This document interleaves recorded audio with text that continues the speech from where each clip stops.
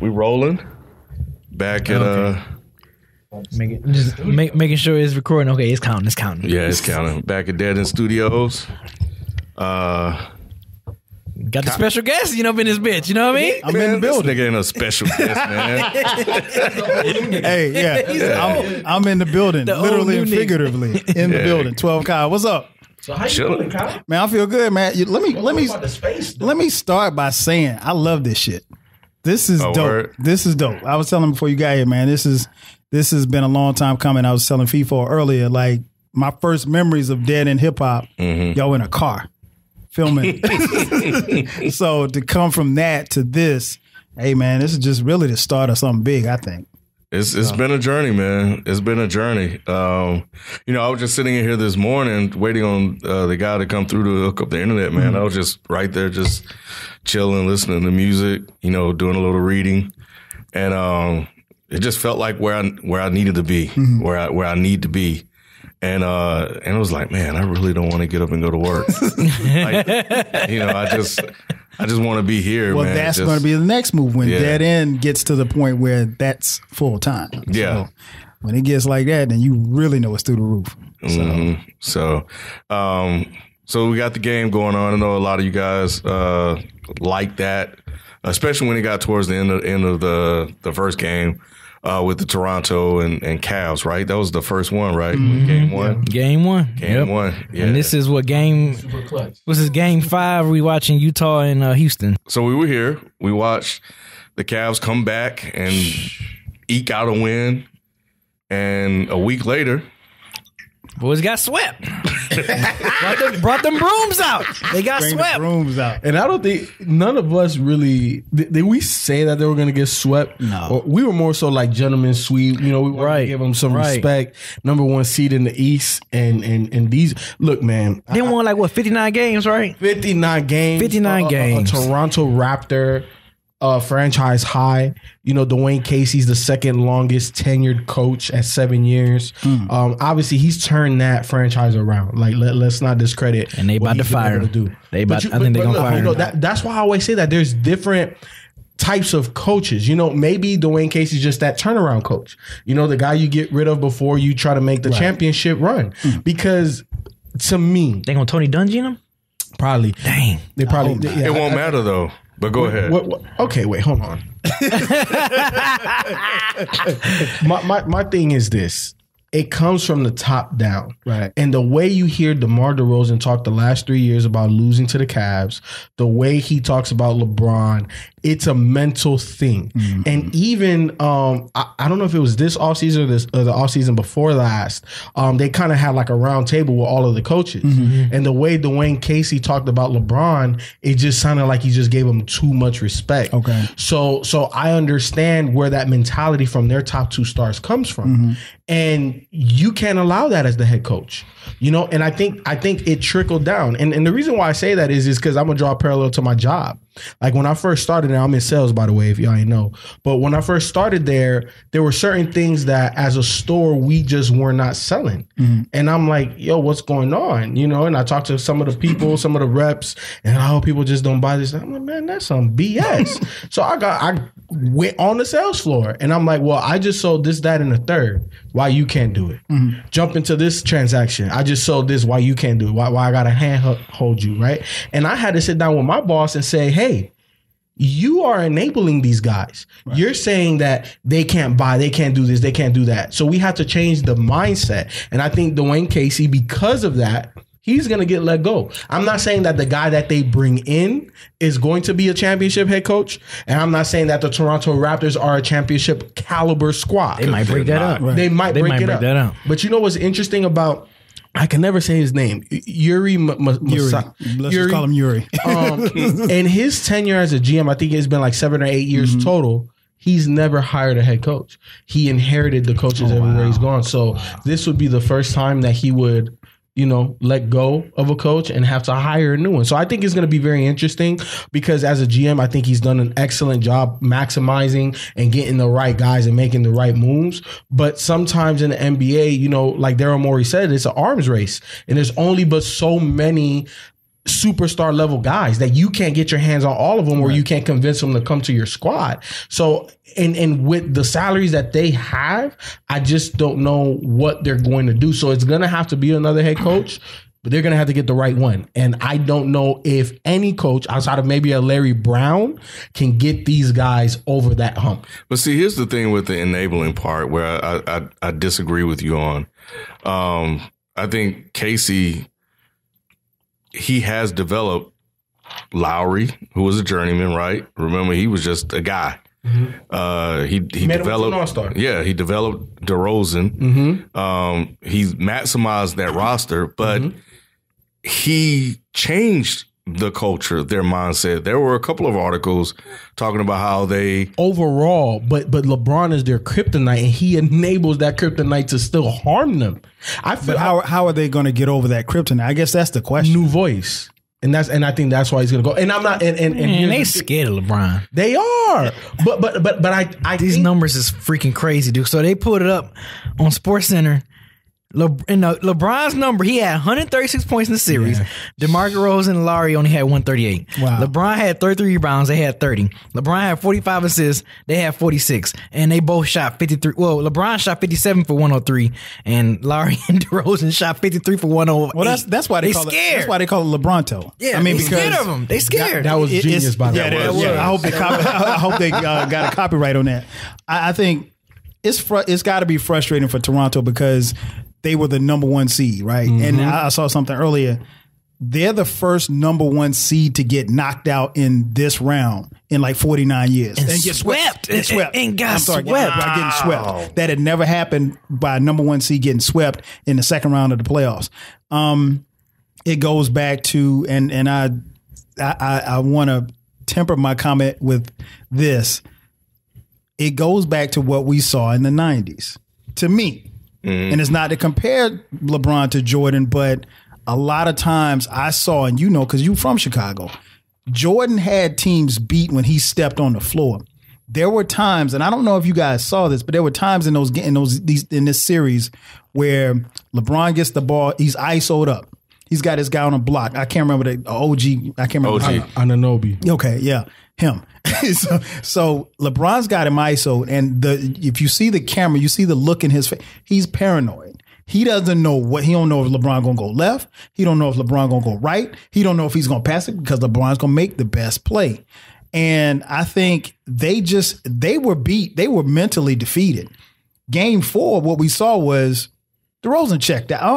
I don't want to say quit, but that was a frustration foul. You guys play ball. Y'all know when he swung and hit it. Yeah. But game 3, he ripped the heart out. Mm-hmm. That was it. I mean, like, think about it. That game when it was like a wrap. That was the game. Remember, game 3 is that swing game. Yeah. And even if you're down 0-2, that's the game you have to win to have a chance. Raptors gave him all they got. Everything. And LeBron said, yeah. Yep. They were getting drugged that game. Yeah. And so they fight their way back. DeRozan's on the bench. And you can see the hope kind of building in him and everything like that. And this guy comes down the court, full speed. Mm-hmm. And I don't think they don't understand how difficult a shot that is. Of course. That's a horse shot. That's not a shot that you try for the game. And he goes left, which I think, to me, it kind of seems awkward, but I guess for shooters, you guys know, it might be a little bit easier to go left and shoot than for a right-handed person than it is for a left-handed person. But that shot, that ripped their heart. So I wasn't surprised that they got smoked in game 4 because that was it. They were 30. But like the Wayne Casey said, man, look, they were playing for pride and they're obviously playing for their season. Right. For them to come out like that, you know, I don't know what the future holds. Well, they played hard for a half in game 4.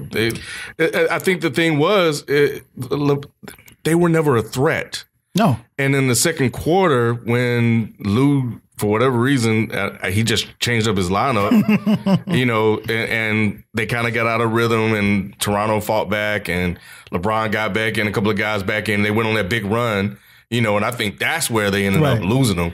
And then they came out in the third quarter and they just blitzed them. And that was it. But LeBron had the game in control. And I think, like you were saying, they were holding on for dear life. Yeah. I mean, it goes back to what you said. Cleveland never felt threatened in this whole series. You could tell that they respected the Pacers. They still expected to win, but they was like, okay, we got to come play because these dudes are playing. Right, Victor but they didn't fear Toronto, and Toronto's giving them nothing to fear them. So he started toying with them again, trying shots. It was like he was trying shots that you'd be like, fade away, right? 7 of 10, and he was just doing it on like he said it when, and I read this. He said he walked off the court at halftime. He was like, okay, I know what I need to do now. Watch this. And then he came back in and he just put on this show. Yep. And I'm like, what is going on? Like fadeaway after fadeaway. When have you ever seen LeBron shoot that shot in the game? He's developing that Kobe MJ fadeaway. And he's gonna have to though, getting to this later of his career. But if he can hit that shot consistently, you know it's a problem. 3-4 years because you see how far he fades. It was one where he faded back almost down into the 3-point line, and it bottom of the net. I was like, damn, that was a tough shot. You're not blocking that. You're not blocking that. You're not blocking that because he's already 6'8". He holds the ball high and he's leaning back. Most shooters, go straight up. He leans back. Yep. And you're not blocking that. And they're not touching nothing. Nah.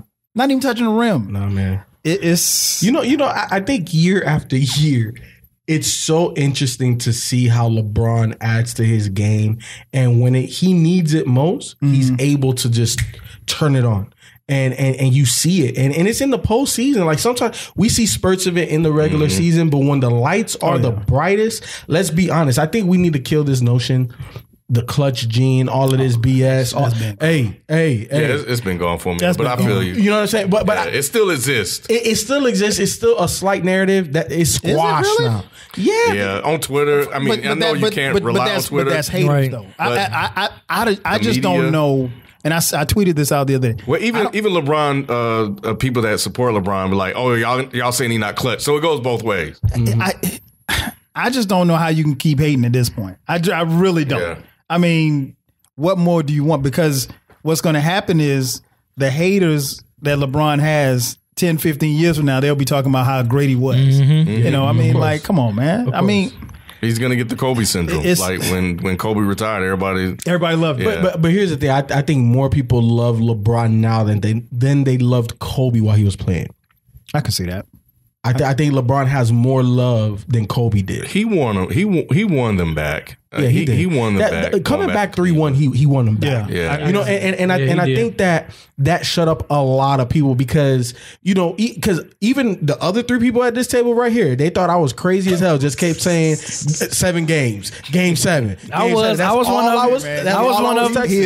of them. Live that down. I was one of them because I was in Detroit. I remember I was in Detroit when the game 7 happened, and I called FIFA. I said, "You mother," because we bet it. Me and FIFA bet. I'm like, man, ain't no way they coming back down 3. Ain't no way. Right, remember? Did. And I was in Detroit. I was in Detroit that weekend. He'll be 80 years old, and he'll still be talking about. I remember that, man. Now, what I'm interested to see is how Kevin Love and J.R. Smith gonna play once they meet up with Boston. Like, yeah, because Kevin Love, he showed flashes of Minnesota Kevin Love, and some of them blocks, he was getting rebounds, big time rebounds. LeBron needs. Is it as simple as getting Love involved early? I know you've been very critical of Lou and his game plan, and some nights it looks like, well, at least in that first series, didn't look like they had him in the game plan. He had none. But if he gets going early, then that's good. If JR JR's so streaky. But I think the way that this Cleveland squad is constructed, you need Bron is going to be Bron, right? We know what the constant is going to be.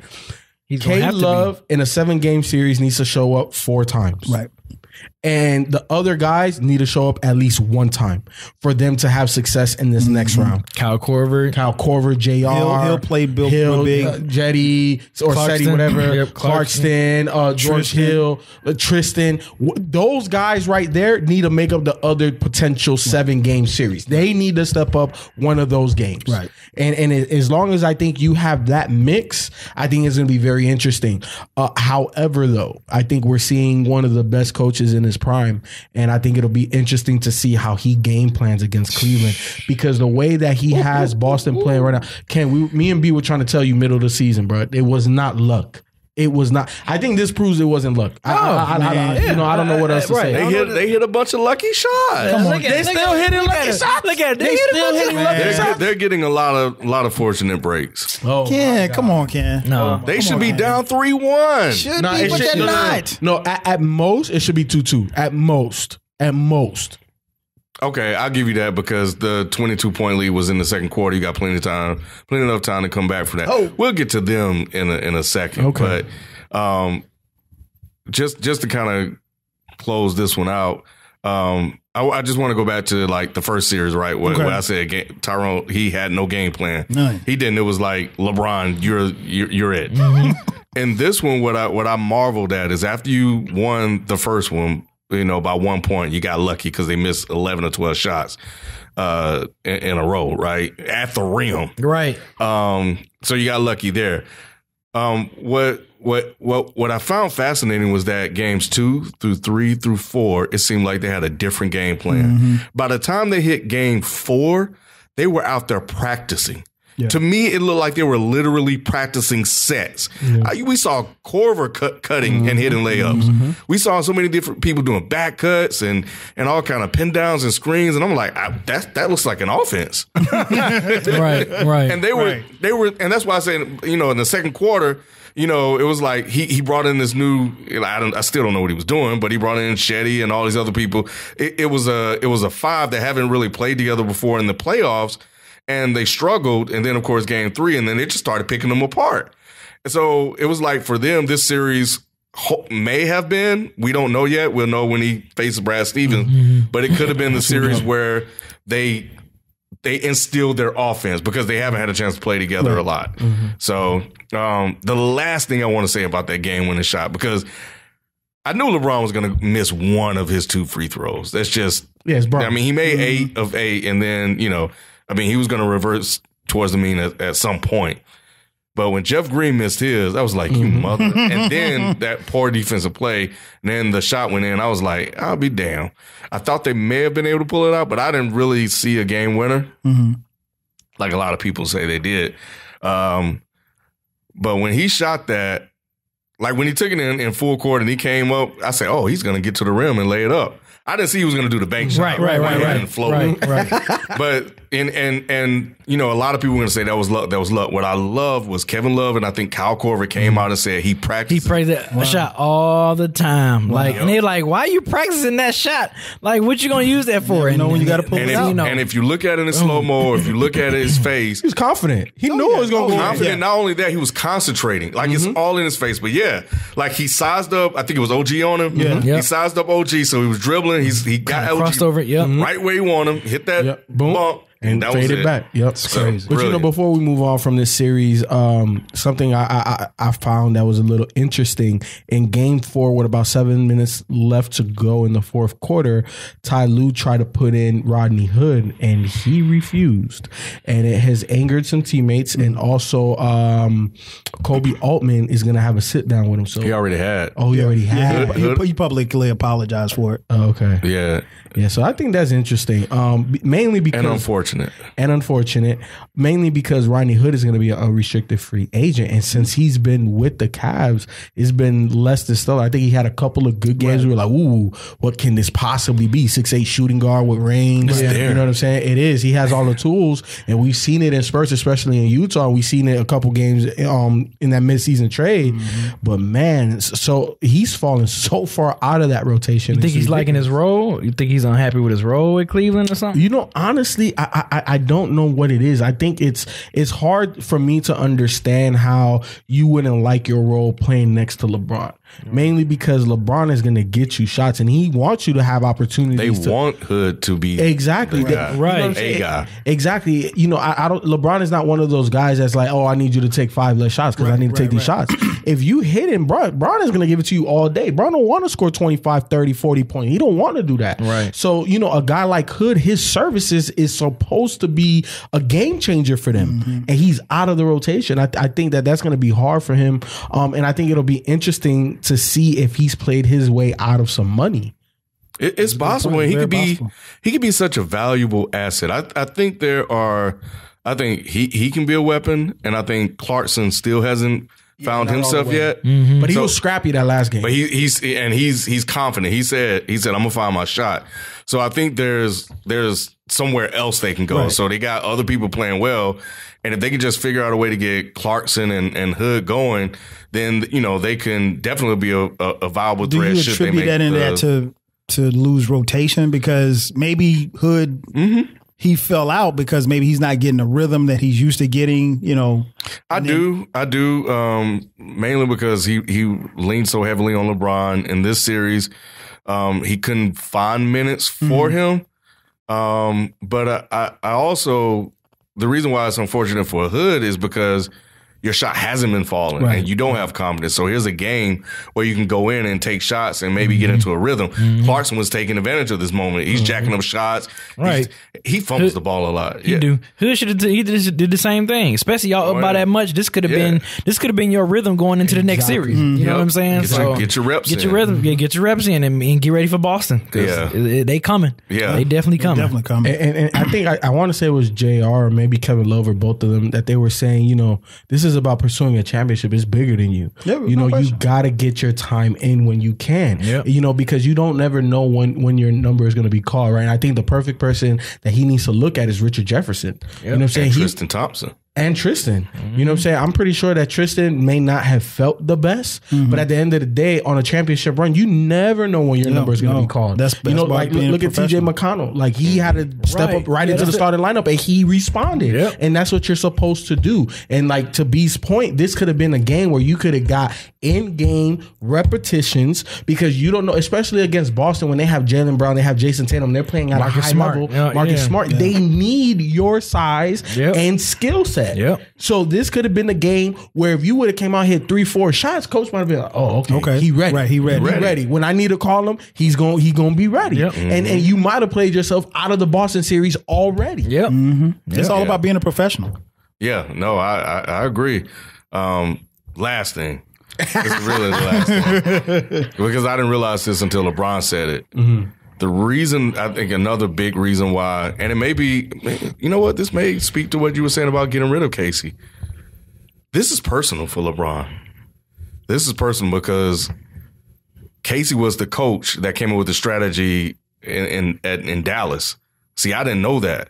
So that defensive strategy that he came up with to slow down LeBron, he was the one that created that. He was the architect. When Dallas beat them in 2011. And LeBron went on record saying Casey was the guy that made him into the player that he is. He said, I wasn't a complete player in 2011. He said, but I learned my weaknesses. And he said, I went and worked on it. He said, so because of him, I am the guy that I am today. But this is personal. That's why he sticks it to them. And when I heard that, and it took a minute, I was like, oh, that's why he toys with them, he plays with them, and he looks to demolish them anytime he gets. I don't know if you saw this one particular game, but it was back when Chris Bosh was still in Toronto. Okay. And they were up, enough where you didn't think that they were going to lose the game. And Chris Bosh's wife started talking smack. And LeBron looked at her and said, okay, watch this. I remember that. Yep. I remember and they came back and won. And he kept saying, it's your fault. It's your fault. I think I remember that game. Remember that? So I think that just adds a little bit more fuel to the fire. I think it adds to his disdain toward Toronto and Dwayne Casey. I didn't know it was that personal between him and Dwayne Casey. But, I think as a great player, you always take on challenges. And again, I think we started this thing with me saying that it's amazing to see LeBron continuously add year after year something to his game. And when he needs it most, he's able to rely on it. And in year 15, tell me when he looked better. That's hard. I've never seen this before. That's crazy. Yeah. Real quick before we move on. Go ahead. We're watching the Utah Houston game, and they just entered the fourth quarter. Donovan Mitchell had 22 points in the third quarter. Rookie of the year.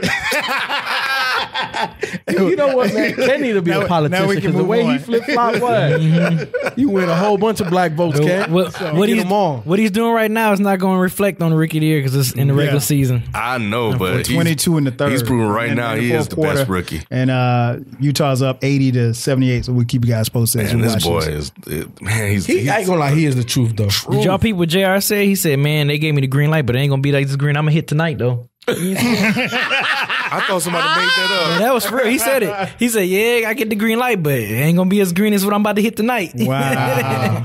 He about to hit that. He about to hit that Mary Jane, baby. You know what I mean? You know JR, that dude, man. Yeah, man. Years ago, man, when he was still in New York, he had an Instagram post or some social media post where you could clearly tell him and his brother were up there. Yeah, man. He be playing basketball late. Sometimes, I'd be like, so. man, Jay, look. Did you hear what Matt Barnes was talking about on the Breakfast Club? Like, he said he used to smoke, but he said he couldn't play hot. But he said he would go home, hit the gym, whatever. He said, look, man, I know about 80% about the NBA. Oh yeah, they test like before like camp. And that's it. They don't test anymore during the year. Yep. So and I don't think they need to. No. Honestly, I don't think they don't need to. They don't need to.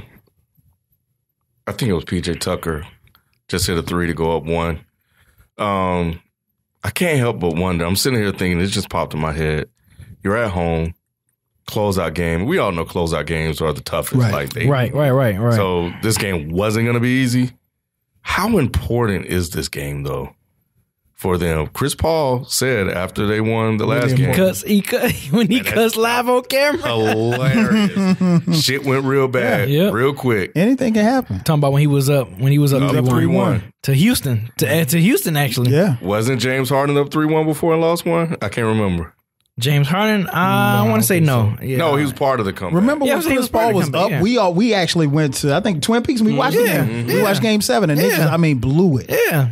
So what happens when you lose this game? You got to go back to Utah. It's going to be tough out there. And it's another game when you're thinking that Golden State's probably going to close out tonight too as well. So you need to start rest. You need to get rest. And the more you play, the likely anything happens. Twist an ankle, anything. Because Utah coming. They ain't just folding up, man. I think if they win this game tonight at Houston, they going back home like, yo, we can push this to 7. Yeah. And it's all about messages. When you are a top tier team, right? You gotta be like, look, a number y'all one ain't it's over for you tonight. You put your foot on ain't no more. Yeah. You know, so they gotta do that. They have to. Utah, they're about 4, right? Was it about 4? No, it's 1 now. It's 1 now. Oh, yeah, they're about 1 now. But it's I think the thing is, it's like when I've watched them play, like they just don't resemble the team that was in the regular season. Houston? Yeah.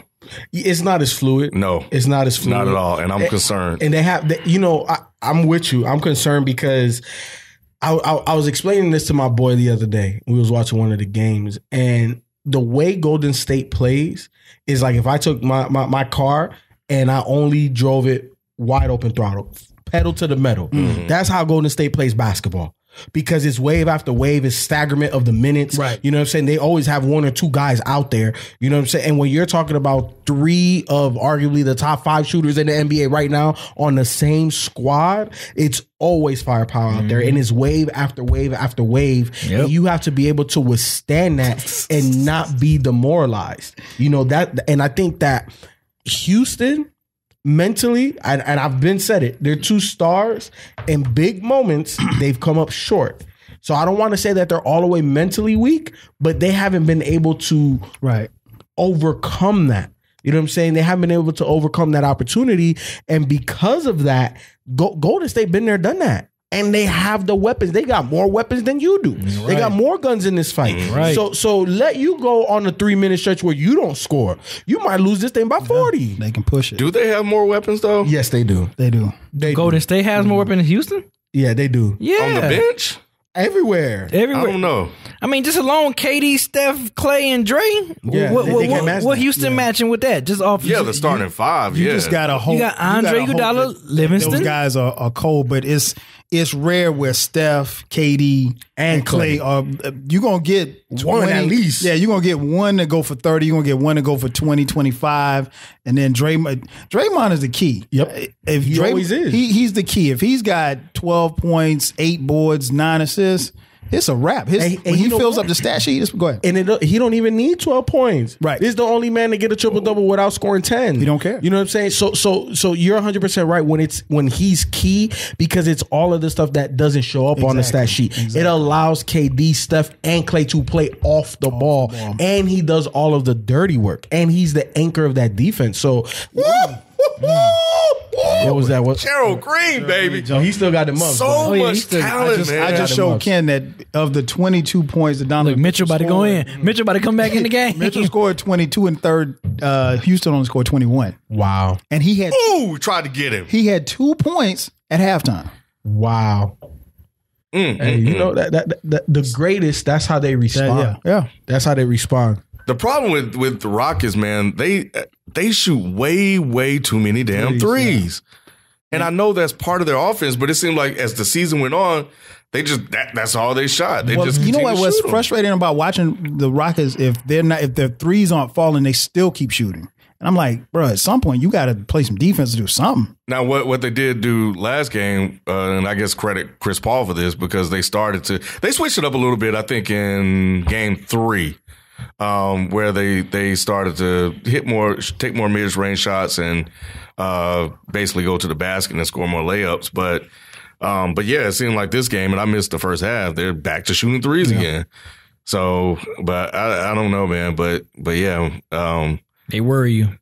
They worry me, man. I don't think they're going to be able to do it. Golden State look like the machine Golden again. State, It's Steph ain't back all the way either. No, you know what I'm saying? Like he's still getting reacclimated to the squad and everything. I couldn't tell by that damn first game. I feel you. Hey, look, but man, this guy, come on, he's third all time in playoff threes already. Man, this man's gonna put all these 3-point records so far. I don't care what the NBA does after him. Nobody's gonna catch that. Yeah, you'd have to shoot at a high volume to keep up with him. That's crazy. I need to see James Harden, because James Harden has is what? Wait, what? Well, he go was ahead. so tentative in the last game, and I think he got 1-and-1 play. Ooh, make a dance on him. You want to talk about Philly Boston? Yeah. I got caught up watching it. But nah, James Harden got to come in and he got to close this game out. Yeah. He got to come in and close all that this stuff game we out. was seeing in the regular season where it was like, ooh, James Harden looking unstoppable. And what I was saying, he needed to do that in the playoffs. Harden Everybody got mad at me on Twitter. Everybody got mad at me on Twitter. 14 points on 5 of 17 shooting. They're not going to beat Golden State. Not like that. Not like that. Nope. CP's really carrying him. He's got 24. And Golden State, he's got 24, 9, and 6. Golden State playing like you almost about to wake up the sleeping giant, because you remember how people were saying about Golden State, like, oh yeah, they don't seem like they're mentally tough right now. They look vulnerable, and they didn't get the number 1 seed. And now I think they in playoff, they about to be in monster mode, man. They are. And Gerald Green is and you know on that's bulletin fire. board material for Steve Kerr. Yep. You know that's another button he could press. Yep. You know, so that it's scary, man. It is. I think Golden State. Look, here's the thing. It's not fair. They just got too much. Yeah, it's just too much. Too much. And then you got the cheat code and Durant, playing. This is like, You Jesus. got the other cheat code and Steph. Yeah. The 40-footer. But Durant is really a cheat code. Jesus Christ. A 7-foot cheat code. Because you can't block the shot, man. But you know, there's just something about you guys heard about the test, right? No, Draymond sent him a text at like 4 a.m. When? To KD. What'd he say? Recently? Yeah, after game 3. And what'd he kind say? of motivate him. Yeah. Tell him Be aggressive. Be aggressive. He's got to Be play that better. dude. Yeah. Okay. And he was like, I got you. Why you got to tell your star that? Why does he always get the pass like that, man? Who, KD? Yes. But look, here's the thing. It wasn't KD not being aggressive. He just really didn't hit shots like that. No, there was something. Draymond didn't send that text because he was missing shots. I feel Why is Draymond up at 4 a.m. sending texts? Because he was mad at KD. He was like, this slim. Take your ass to bed, man. What's his nickname? Slim Reaper. The Slim Reaper. Burner Twitter. Slim Reaper, yeah. Slim, yeah, it is. Slim like this little skinny ass motherfucker. Got all this talent in the world, and he out here messing around. You can't do that. Like, imagine if word got out that Wade sent LeBron a text. He probably did. Nah. You know they had that conversation. They may have had a conversation, Right, but and if they did, I see what you're saying. If word got out, right? Y'all know we ain't gonna be in here talk about Ken's BFF now. I'm just saying, like, KD, if you're supposed to be the second best player in the game, like, this dude should be in the GOAT conversations. And I understand you are who you are, you just ain't got it, but I don't know, man. Nope. Like, you should own this league. If you KD, you should own this league.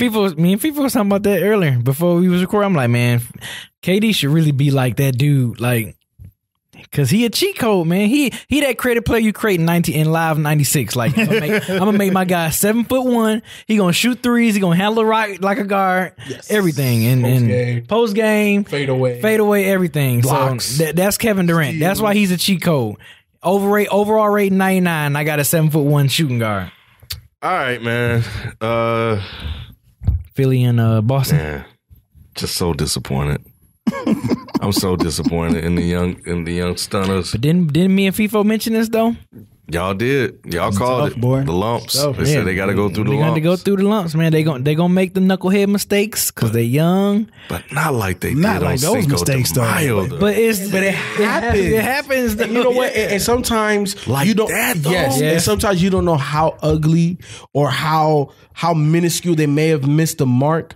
But at the end of the day, it has to happen because you have to learn. And I think Charles Kenny and Shaq were talking about it, where especially Kenny was saying that this is the best thing that could have happened for their progression. Yeah. Because now the way that they were playing, they was about to be on yachts, whatever we made it. Now it's like, man, we got exposed. There's certain things we got to work on. We down 3-0. You know what I'm saying? I think there's more holes in his game that he has to fill than Embiid. I think Embiid is real close to really maximizing his talent. I think the main thing is staying healthy. You know what I'm saying? Yeah, I think the only thing Embiid can do now is become more back consistent. to the basket moves. Well, not even he got that. Yeah, he has that. I think it's more consistent jumper and experience. I think that's the only thing that's going to stop shooting threes. He was shooting. It was some games where he was shooting threes a little too much. I feel you, but I think that's experience. I think knowing when and I mean he can hit that, and he can. He just got a little bit too happy. But and that's what I'm saying. He has to improve the consistency of the jumper. Yeah. You know what I'm saying? Because already he has the pump fake and he has the shot out there. Yeah. If he can hit it at a better clip, he's already unstoppable. That makes him even more unstoppable. Yeah. And I just think the experience, the IQ, taking these lumps, you know what I'm saying? He has to go through those things. That's how you improve as a basketball player. Isaiah made bonehead plays. You know what I mean? So it happens. I mean, he did. And this is my favorite ball player. I mean, he made some bonehead plays in the early and mid 80s. Then, I mean, it got better. Success don't come easy, especially in the NBA. It always, for as long as we've all been watching basketball, it seems like it's always been a progression. Mm-hmm. You get Magic. Magic even made Magic, plays. he made, but he won when he came in. But I mean, even look at like your Pistons. They had to get through Boston first. They had to take their lumps first against Boston.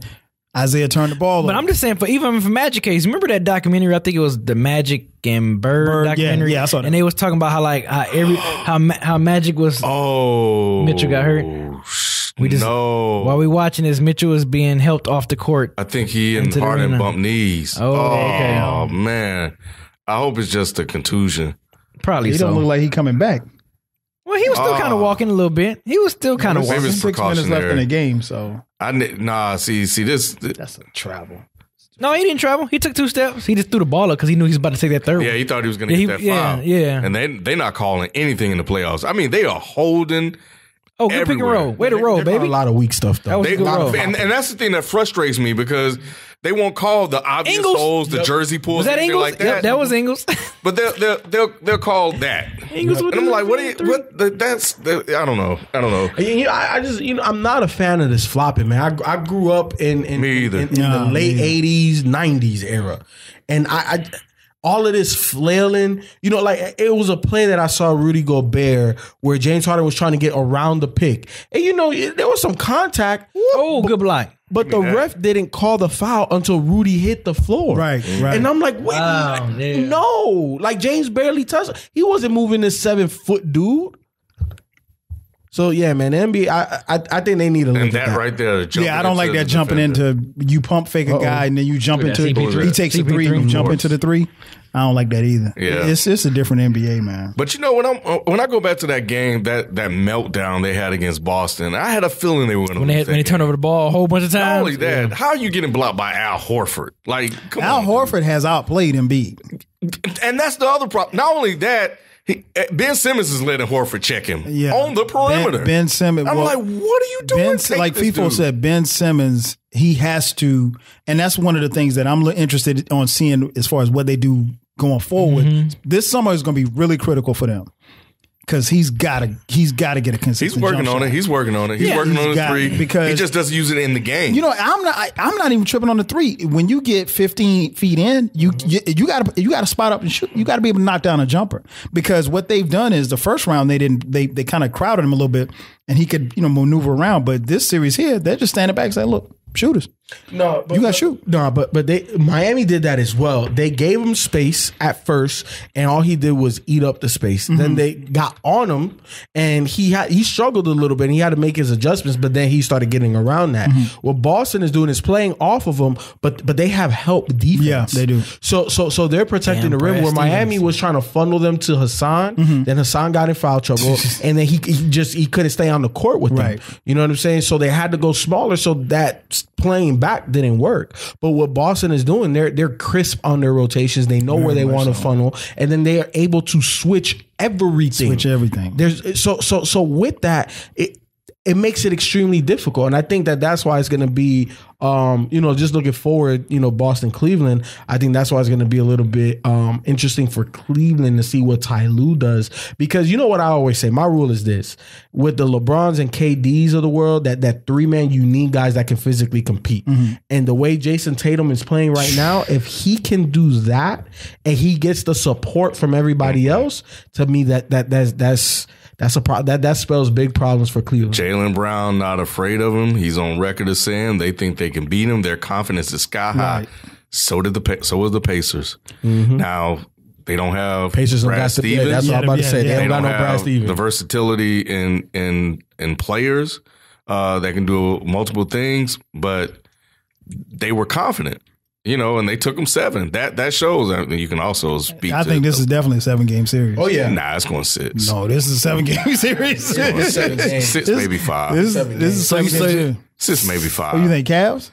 Yeah, I think the Cavs winning 7, but it's gonna be a tough 7. It's gonna be a tough 7. I think Terry Rozier is gonna outplay all of the you talk about somebody who's earning some money. Yep. They're gonna have to pay him something. They don't need Kyrie. Get Kyrie up out of there. Get out of here. Get Kyrie up out of there. Why get Kyrie out of there? They don't need Kyrie. You were saying that last week. I was in my car cussing you out. They got man. Terry. They got Kyrie. They need Kyrie. Here's the thing, though.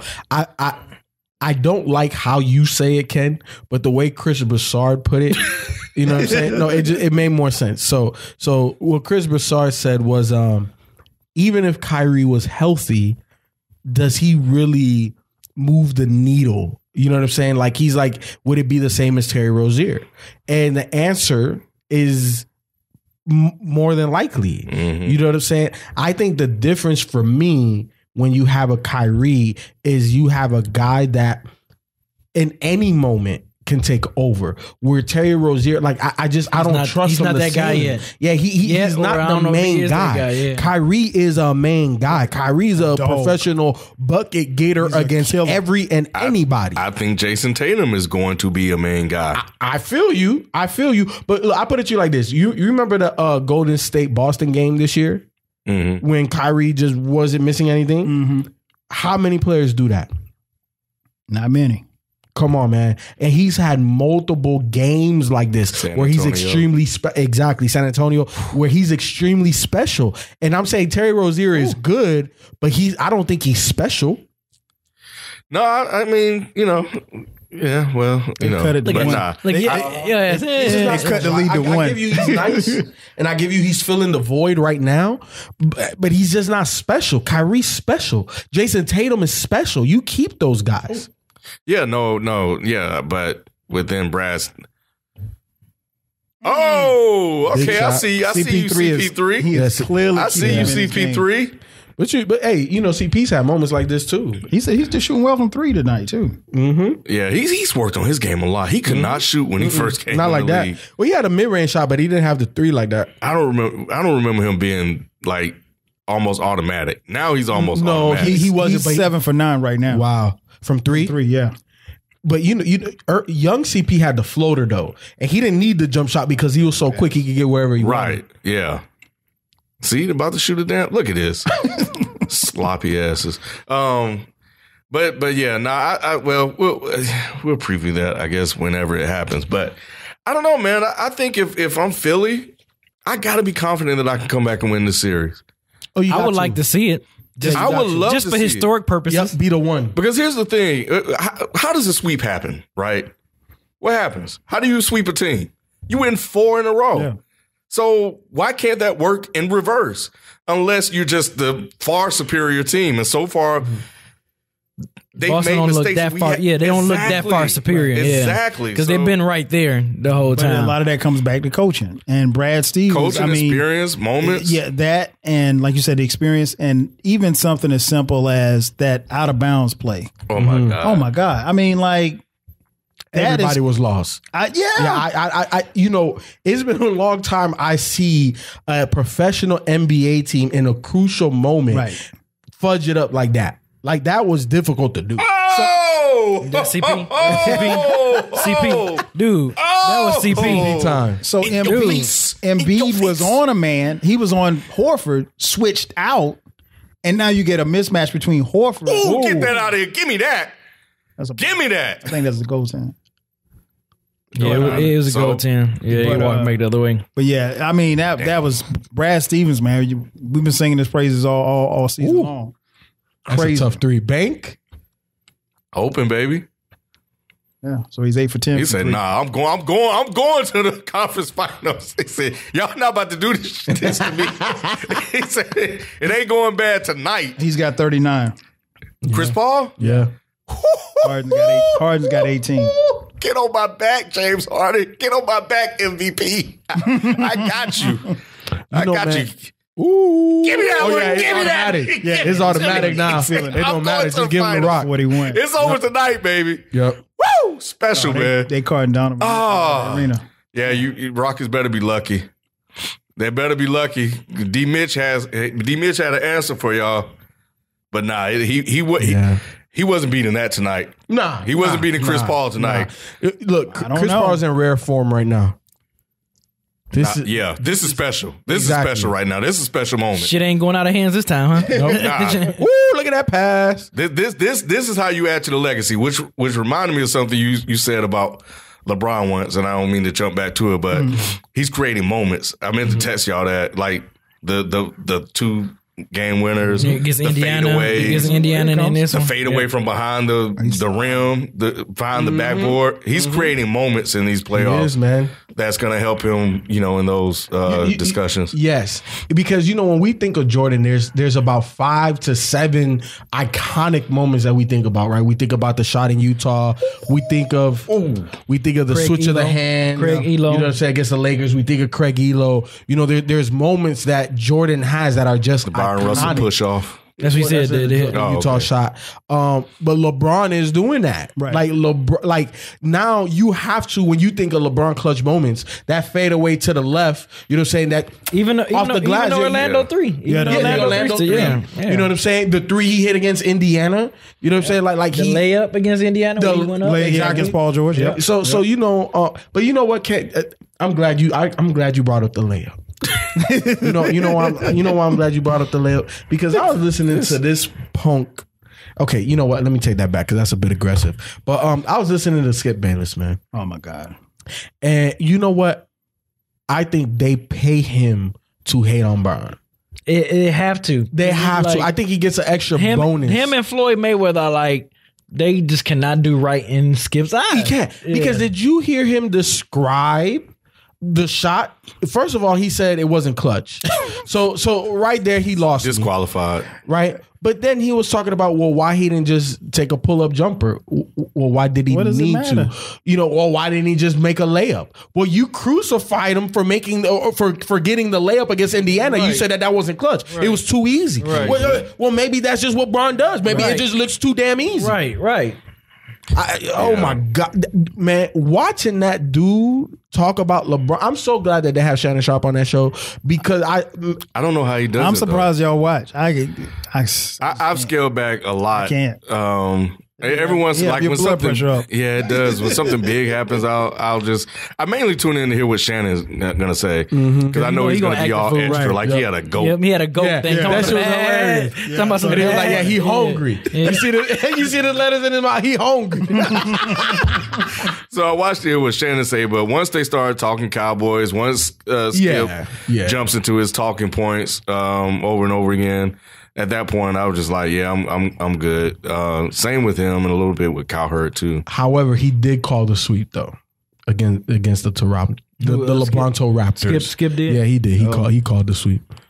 Yeah, I didn't see that. I'm not gonna lie. You know what else I loved about? I'm sorry, everybody listening. I know we don't jump back to LeBron, but these are just thoughts that he is. But these are just thoughts that I had. Let's go. Now that we jumping on media personalities, like how Colin Cowherd jumped on the Philly bandwagon and then jumped off. Right, he sure did. He jumped off he jumped off fast. He jumped off so fast. He jumped off fast because he was on it. While it was rolling, he was like conference finals and maybe NBA finals, and he jumped off that so damn quick. He did. But who else? Max Kellerman. Max Kellerman should be ashamed. He should. He was on Toronto bandwagon. Hard. He was. Yeah. He said the Cavs were done. He said the Cavs were not good. Yeah. Especially after that first round. Yeah. He said that going into the playoffs. Yeah. Those cats be prisoners of the moment. Yeah. Man. I mean, but see, he's such an analytical. Like he'll go and our friends at second spectrum saying that he looks at the analytics. So he finds. Oh my God. Yeah, but he's an intellectual, so he finds these things to pull out. And I think what Stephen A is trying to tell them is like, dude, like that's great. Mm-hmm. But sometimes it's about on play, on court performance.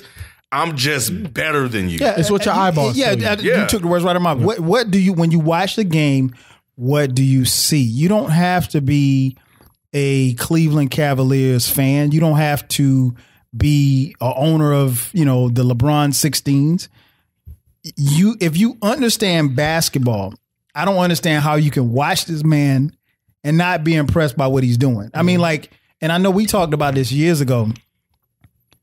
The art of scoring 28, 7, and 7, like even as somebody who watched basketball in the 80s and 90s, that's not easy to do. And that's not easy to do. And you guys play ball, so y'all know that's not easy to do. He makes it look routine, and he does this on a night-to-night basis. And what's happens is that we've watched him for 15 years, so we're used to it. So now it's like, he had 35. One game he has like 35, 14, and 14. It's normalized. And I tweeted, I said, that's video game James. Because that's what that is. Those are the kind of numbers that you see in a video game. For somebody to do that against, and it's not like LeBron is playing against the Pee Wee squad. These are other grown ass men. I don't understand. Again, the haters, I don't know, man. As a basketball fan, I don't understand how you can not appreciate that. Yeah, because that's basketball. Yeah, we've definitely become normalized to it. But yeah, so Max Kellerman had to, and I'm glad it was a sweep, so he can really, really eat crow. And then the other person, and then I told y'all. And I said LeBron gonna be exhausted, man. You see how he was talking after the first round on the Pacers. He was like, "I'm exhausted. I don't even feel like talking about Toronto." And now after the sweep, he said, "I'm glad because I'm finally getting to get some rest." And I think that was the other thing. I think that was other motivation for him too. When he felt like he was like, "Okay, we could probably," especially once they won game 2, he was like, "Yeah, we could probably get this over early." So I could rest. I think the other person that's on my hit list, Jason McIntyre. He jumped on the band. It's like some of these guys just say stuff just to be saying it and try to be provocative, kind of going back to what you were saying a few minutes ago, Kyle. But because some of these, but yeah, so he had to eat crow too. But I want to go back to Toronto and Dwayne Casey. And I want to draw, I want to compare them to Toronto and 41-10. Ball game over. 41-10. Rockets have beaten the Utah Jazz. It's okay, D. Mitch. It's okay, D. Mitch. You'll be back next week. Yeah, that was only the beginning. You cannot waste his talent. Man. But thanks a lot, Stan Van Gundy. We're going to come back to this later, but he's on my championship or bust list. Who? D. Mitch. He's only a rookie. But you said earlier, you just going like when though? Because I don't feel you can put those expectations. Let's come back to that. then. No, we can talk about it right now. We can talk about that right now. You got to give him some time. Exactly, because I feel like this with young players, they take 3 to 5 years to develop, and I think he's ready now. He's ready to score, but there's other areas that he needs to improve in this. Being a playmaker, okay. Yeah, being a playmaker, taking on additional responsibilities, becoming even better defensively, becoming more sharp, becoming more consistent. Shots. He's only a rookie. He's only a rookie, Ken. And I trust me. I feel you that is that a player that can win a title? Yes, with his talent. But it goes back to what you were talking about earlier, as far as your lumps. He got to take the lumps. This is a lump. Exactly. Year one. But Ken, it still takes 3 to 5. It takes 3 to 5 before you can put those expectations on a rook on a guy. Jason Tatum, championship 3 to 5. Oh, 3 to 5. 3 to 5. Ben Simmons and Embiid. Yes, 3 to 5. No, I'm expecting titles. From the young Gunners. Let me take you back. How early though? We expect Kobe. No, wait a second. We remember Kobe shooting the air ball in the playoffs. Didn't we expect titles from LeBron when he stepped into the league? But it took him 5 years to get to the final. I understand that, but what were ass team to the final? What were the expectations for LeBron? But Ken, it's still they were championship that early. I don't remember but it that. doesn't matter though, because what you're talking about is hyperbole. I get you, but at the end of the day, it takes. I'm giving you FIFO fact right now. It takes 3 to 5 years. I know, right? Like I come up with them, but I'm telling you right now, it takes 3 to 5 years before you can reasonably expect that out of a great player. The first 3 years they gotta learn. Ken, some of these guys should be sophomores in college. It takes time. He played 3 or 4 years in Louisville. He did. He's 22, but it still takes time, Ken. It still takes. It doesn't matter how long you've played in college, how long. Big adjustment to the how NBA. Much ready you? How ready you are day one? Adjustment doesn't look like he need. He just didn't have enough talent. It still to get takes number time. one team. Ken, we just spent a couple of minutes talking about a guy who's in his 15th year, and look at what he's done to the league. Yeah, still get. So you got to still. Donovan Mitchell still has to. He got to deal with CP3. We didn't expect Melo to win a title when he was drafted. I mean, not so early though. Like not in the first 3 years. No. Yeah, now, I'm not saying in the first 3 years. I'm talking about when general. your career is over. You should be competing for titles. You need to have. You're not competing. You need to have a title, or at least been in a final. It takes time. It takes time, Ken. Right, but it takes 3 to 5. It doesn't matter how long. I see what Ken's saying though. He has I give you that. I give you that. He should be the number. The way he came out this year, like gangbusters, he should be the number one option on the championship squad. I give you that. I agree. But you know what? He's not going to be ready to hold on to that mantle until 3 to 5 years. Yeah, it takes time. It takes time. Greatness. Because you got to remember, Ken, a man's physical prime in the NBA is about 24 to about 29. Right? Give him 30. 30. Depending on the athlete, depending if they got injured, all of that type of stuff, right? But typically it's about 24 to 30. 6-year run. If you came into the league 18, 19, what year is that, Ken?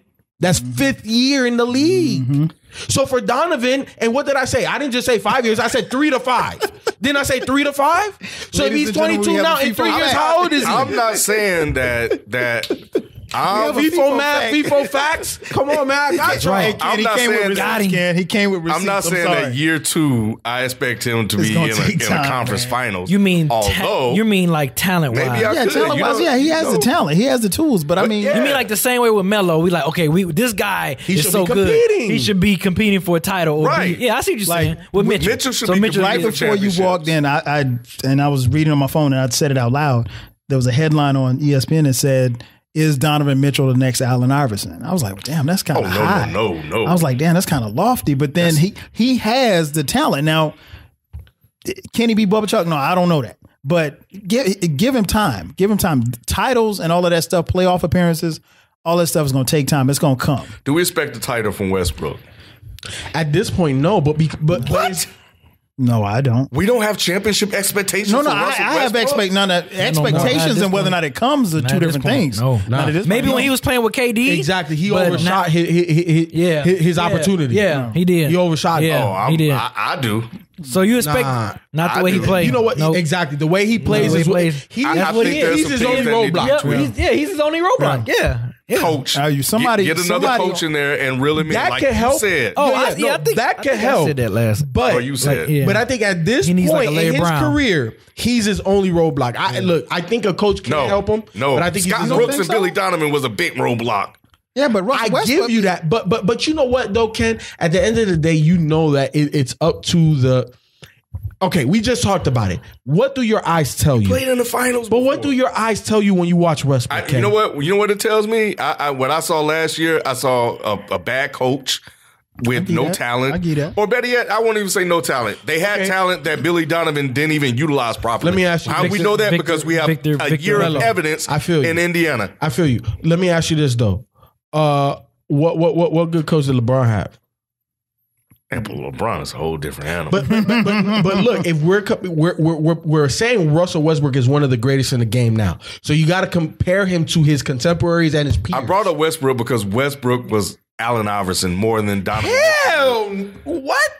I give you an assertiveness in terms of making sure that his impact is felt. But AI was a way smarter basketball player than Russell. Was it? They was kind they're very similar. They was kind of tagging him. Westbrook seems to get it, and I think y'all mentioned this a couple of weeks ago. He gets in his own way. His decision making is not good. Maybe, and I don't know if coaching, if you could, but here's the thing. Larry Brown came in. Right. Larry Brown. Larry Brown came in, took him off point guard and put him off the ball. And I thought that was one of the best things that happened to his career. At this point, who in the OKC organization is going to hold Russell Westbrook accountable? It might not. It might be. They're not there right now. It might be a different voice that can come in. I don't know who, but I said this I think a couple weeks ago. Westbrook need that Allen Iverson treatment. He need a coach that can come in and shape him up, and that's what happened when Allen Iverson got that coach to shape him up. Dude was MVP, went to the finals. You agree know what I mean? with that? I don't see him. I feel you, but look here. When I watch Russell Westbrook, I see a player that is athletically superior to 99.9% of the players in the NBA. I see a guy that his aggressiveness and his will is too big for his own good. I think at times he just tries to do way too much, and I think that's why I say he's his biggest roadblock. And he, in all honesty, I think the greatest players is infecting you. No, he's not, because I don't even listen to him like that anymore. But the greatest players have an ability to elevate people around them, and sometimes when they don't have that ability, like I don't think Michael Jordan had the greatest ability of elevating everybody around. He needed a system, he needed a coach to make that happen. And I feel where you're coming from for Russell. But I just think that Russell makes too many boneheaded mistakes, and I don't know how much of a coach can assist with that. I would like to see it. I understand, I'm with you. And I don't disagree with that, but I also think there has to be somebody out there that can just get him in line to understand that we're just better when you're more efficient. And how can I channel and hone what you do best into like a system? Yeah, they bump knees. Damn. For him. Now, let me ask you this, because I saw this out there today too. Zach Lowe? Zach Lowe said that that there's some people around the league, not within OKC, but just he's probably talked to some other Zachs and other teams, saying that the OKC needs to move away from Westbrook. What do you guys think about that? You think he should move away from That's the problem with that is who's going to come to the games. You got to remember now, there's nothing in Oklahoma City. There's nothing. College. That dude is filling up that arena. He's putting in seats, and that was the reason why they gave him the contract that they. Well, I mean, other than that, he deserved it, but they don't want to get left holding the bag like they did, because obviously the KD situation. All of us at this table thought KD was coming back to OKC. I didn't. I've been told y'all. Yeah, I predicted it. You didn't say Golden State, though. I did say Golden State. You did? Wow. Yeah. It's in text. I don't remember. Yeah, I'm not saying I don't believe him. Text, man. Yeah, that's what I'm saying. I know we can't go back. But if you wanted to, I put it in there. It should be on audio too. It should be on one of the shows. I'll take his word for it. No, he was right. But yeah, there's nothing in OKC, so you got to do what you got to do to keep Russell Westbrook. But not necessarily. Not necessarily. And the reason why I say this is because, and I talk about it all the time, sometimes GMs need to hit the reset button. And sometimes they take too long. I give Sam Presti a lot of credit for being able to retool every damn year around the guys that he has, right? And let's not look. This man drafted 3 MVP candidates, man.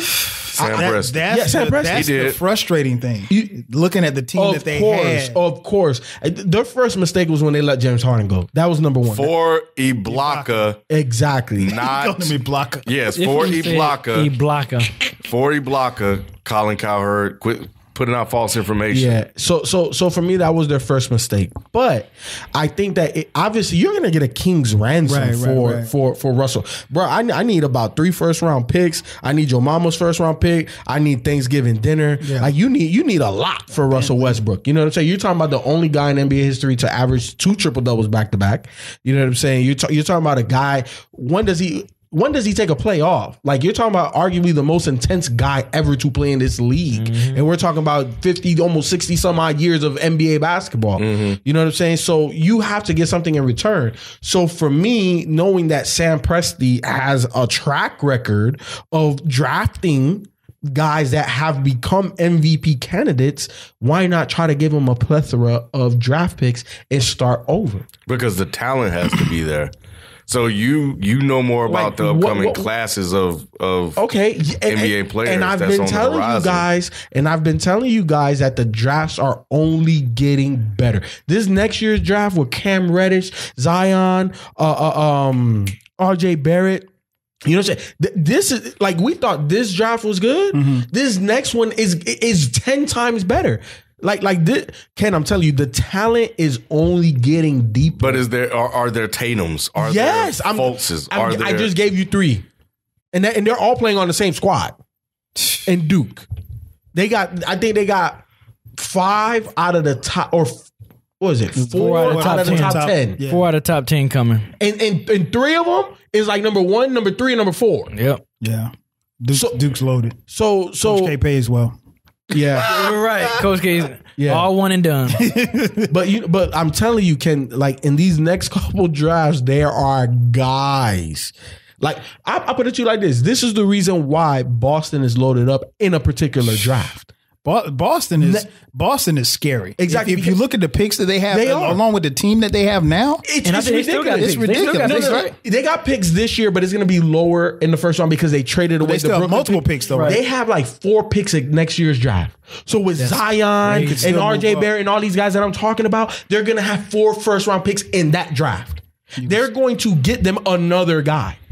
I'm with Kyle. I think. First of all, you're not going to find another talent like Westbrook.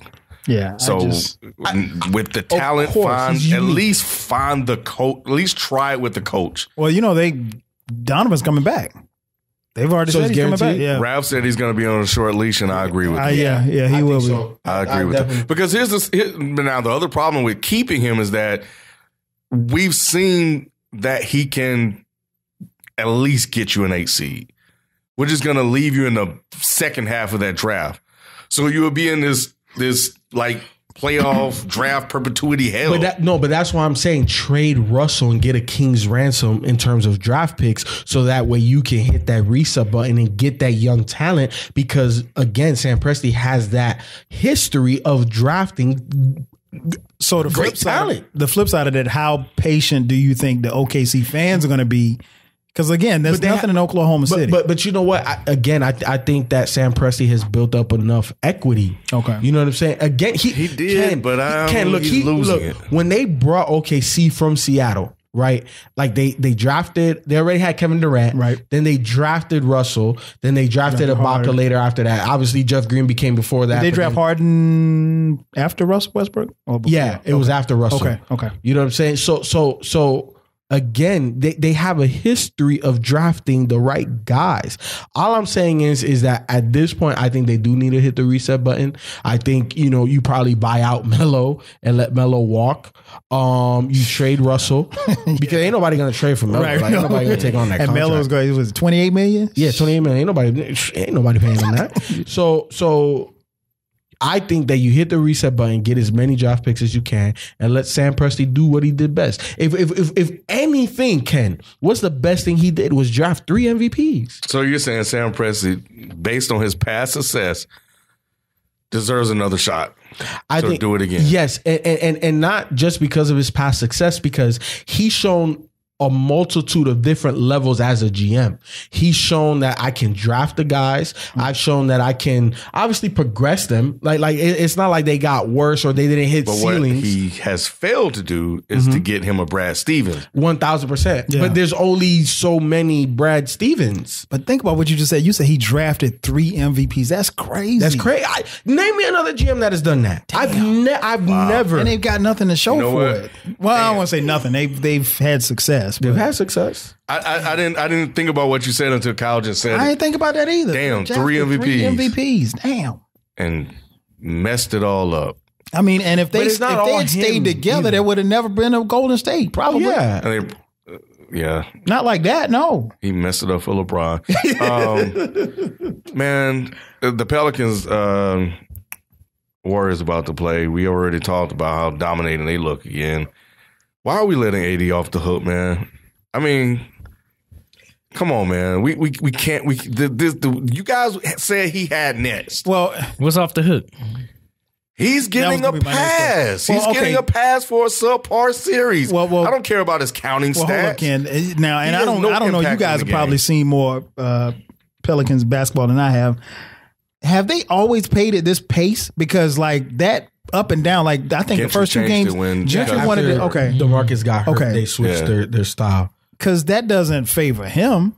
No. Not if you getting up shots. He with, can you play talking about fast. AD? Yeah, no, I'm talking about the team as far as like because I saw him come down Sunday, bro. It was there. I'm talking they're 10 seconds into the shot clock. As soon as they get across half court, the shot going up, and these aren't good quality looks. And against Golden State, you can't outshoot Golden State. They've succeeded in doing that. They've been very successful since Cousins went down in doing that. I think they were 3rd in pace since he went down. So it's worked, but it's just Golden State. My thing is that, like in the last game, when I texted you guys, I was like, Anthony Davis at the time was 3 of 10, no impact on the game, looked very tentative. Drew Holiday and playoff Rondo looked way more aggressive than him. They were looking like the stars. And AD is just he's very you know what? He's very KD like. It's been some moments where AD's getting punked by Draymond Green. Yes, clearly, absolutely. clearly getting punked by him, and he's like looking at the ref like he about to cry, and I'm like, come on, AD, like. He's definitely. I'm like, come on, AD, like, come on, toughen up, dude. Like, you talent wise, you're better than Draymond. Like, show him why this dude can't guard you. He should be. Like, yeah, show him why that this guy cannot guard you, no matter how physical he is. Get him in foul trouble. Show him why you are a superior player. Yes. You know what I'm saying? Yes. I see what you're saying, Ken. Absolutely. Yeah. Again, a young player. This is his long. No. How many years have AD been in the league? AD been in the league. I want to say what, 6 years? five, You're a six vet years. now. Yeah. How he's many a vet. years? But how many? He got the makes big it to the playoffs? contract. How many years? So Give it me a had to count. be over 5. All right. You got the big. What did Ralph say? 3 to 5. 3 to 5. 3 to 5. It's time. Okay, Are we okay. expecting championships Hey, you from know AD? You get no. You get. Yeah. I mean, at some point, With his talent. Yeah, he was. Yeah, needs a- yeah. he needs. yeah. A, but look- Championship or bust, but right? No, but you know what, Ken? Look, Yes. No, Y'all look, said he look, had next. I give you that. I give He you got that. drafted in 2012, so. But you know what though? A championship, or at least even to compete for a championship, Ken, I truly believe that it goes beyond just the player. I think the player I'm not disagreeing with that. is the starting point, but you still need the organization. You need the right moves to happen around that player. You need to get the right players. You need in your the Scottie building. Pippen, your Dennis Rodman, You your need all Phil of that. Jackson. You need all of that because when you look at LeBron, young Cleveland, what did they Paul do for Gasol. him? They didn't do nothing. It was all LeBron. That's why he left. He had to do what the organization didn't do. Exactly. And that's why he went to Miami. And he had to learn how to win, and he came back and he did his thing.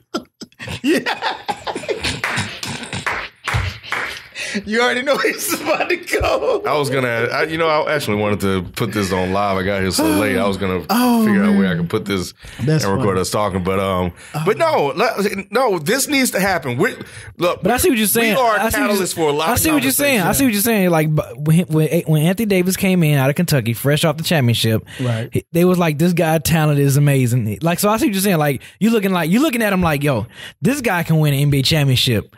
You know, We did say he was Yeah. one of the best. What, the best player under 25? We Yeah. did the So, video. coming in from college to the NBA, I'm looking at this guy like, yo, this dude haven't even scratched the surface yet. Once he do, he's going to be a championship guy. You know what I'm saying? So I see what you're saying. Like, at this point, 5th, 6th year, he should be it should be at the point where we be like, okay, Anthony Davis is competing for a championship by the 5th or 6th year. It's time. No free. You know what made this series so exciting for a lot of us basketball fans is that we wanted to see KD versus AD. Yep. Right. And the way the Pelicans handled the Blazers, swept them. Yeah. And we was like, okay, these guys they might be ready. So, but look, let's actually evaluate the talent that's around AD. Right, like obviously Boogie is Boogie. Yeah. Like we know that when he's healthy, he's top 5 big men in the league. Right, great facilitator Rondo.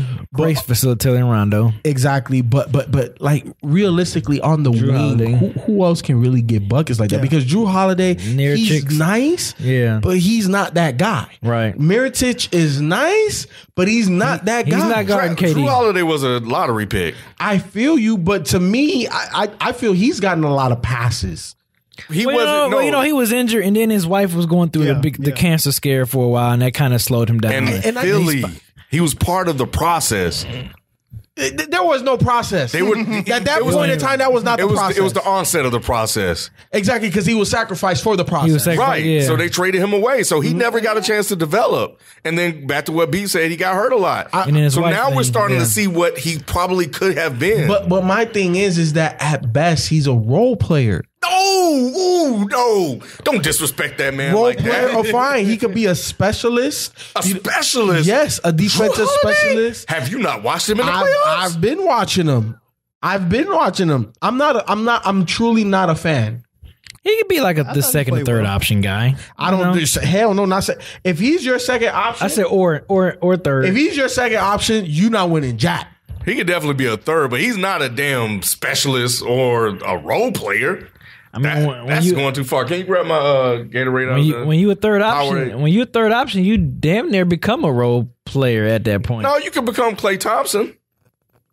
Okay. Klay Thompson is a third option on this team. On that team, though.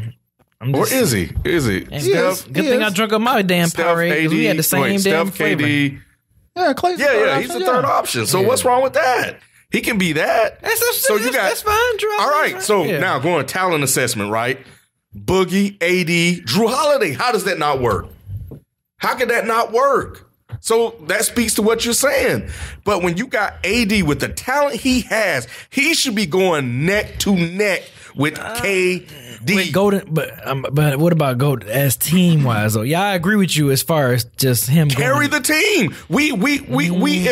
Golden State got too much firepower though.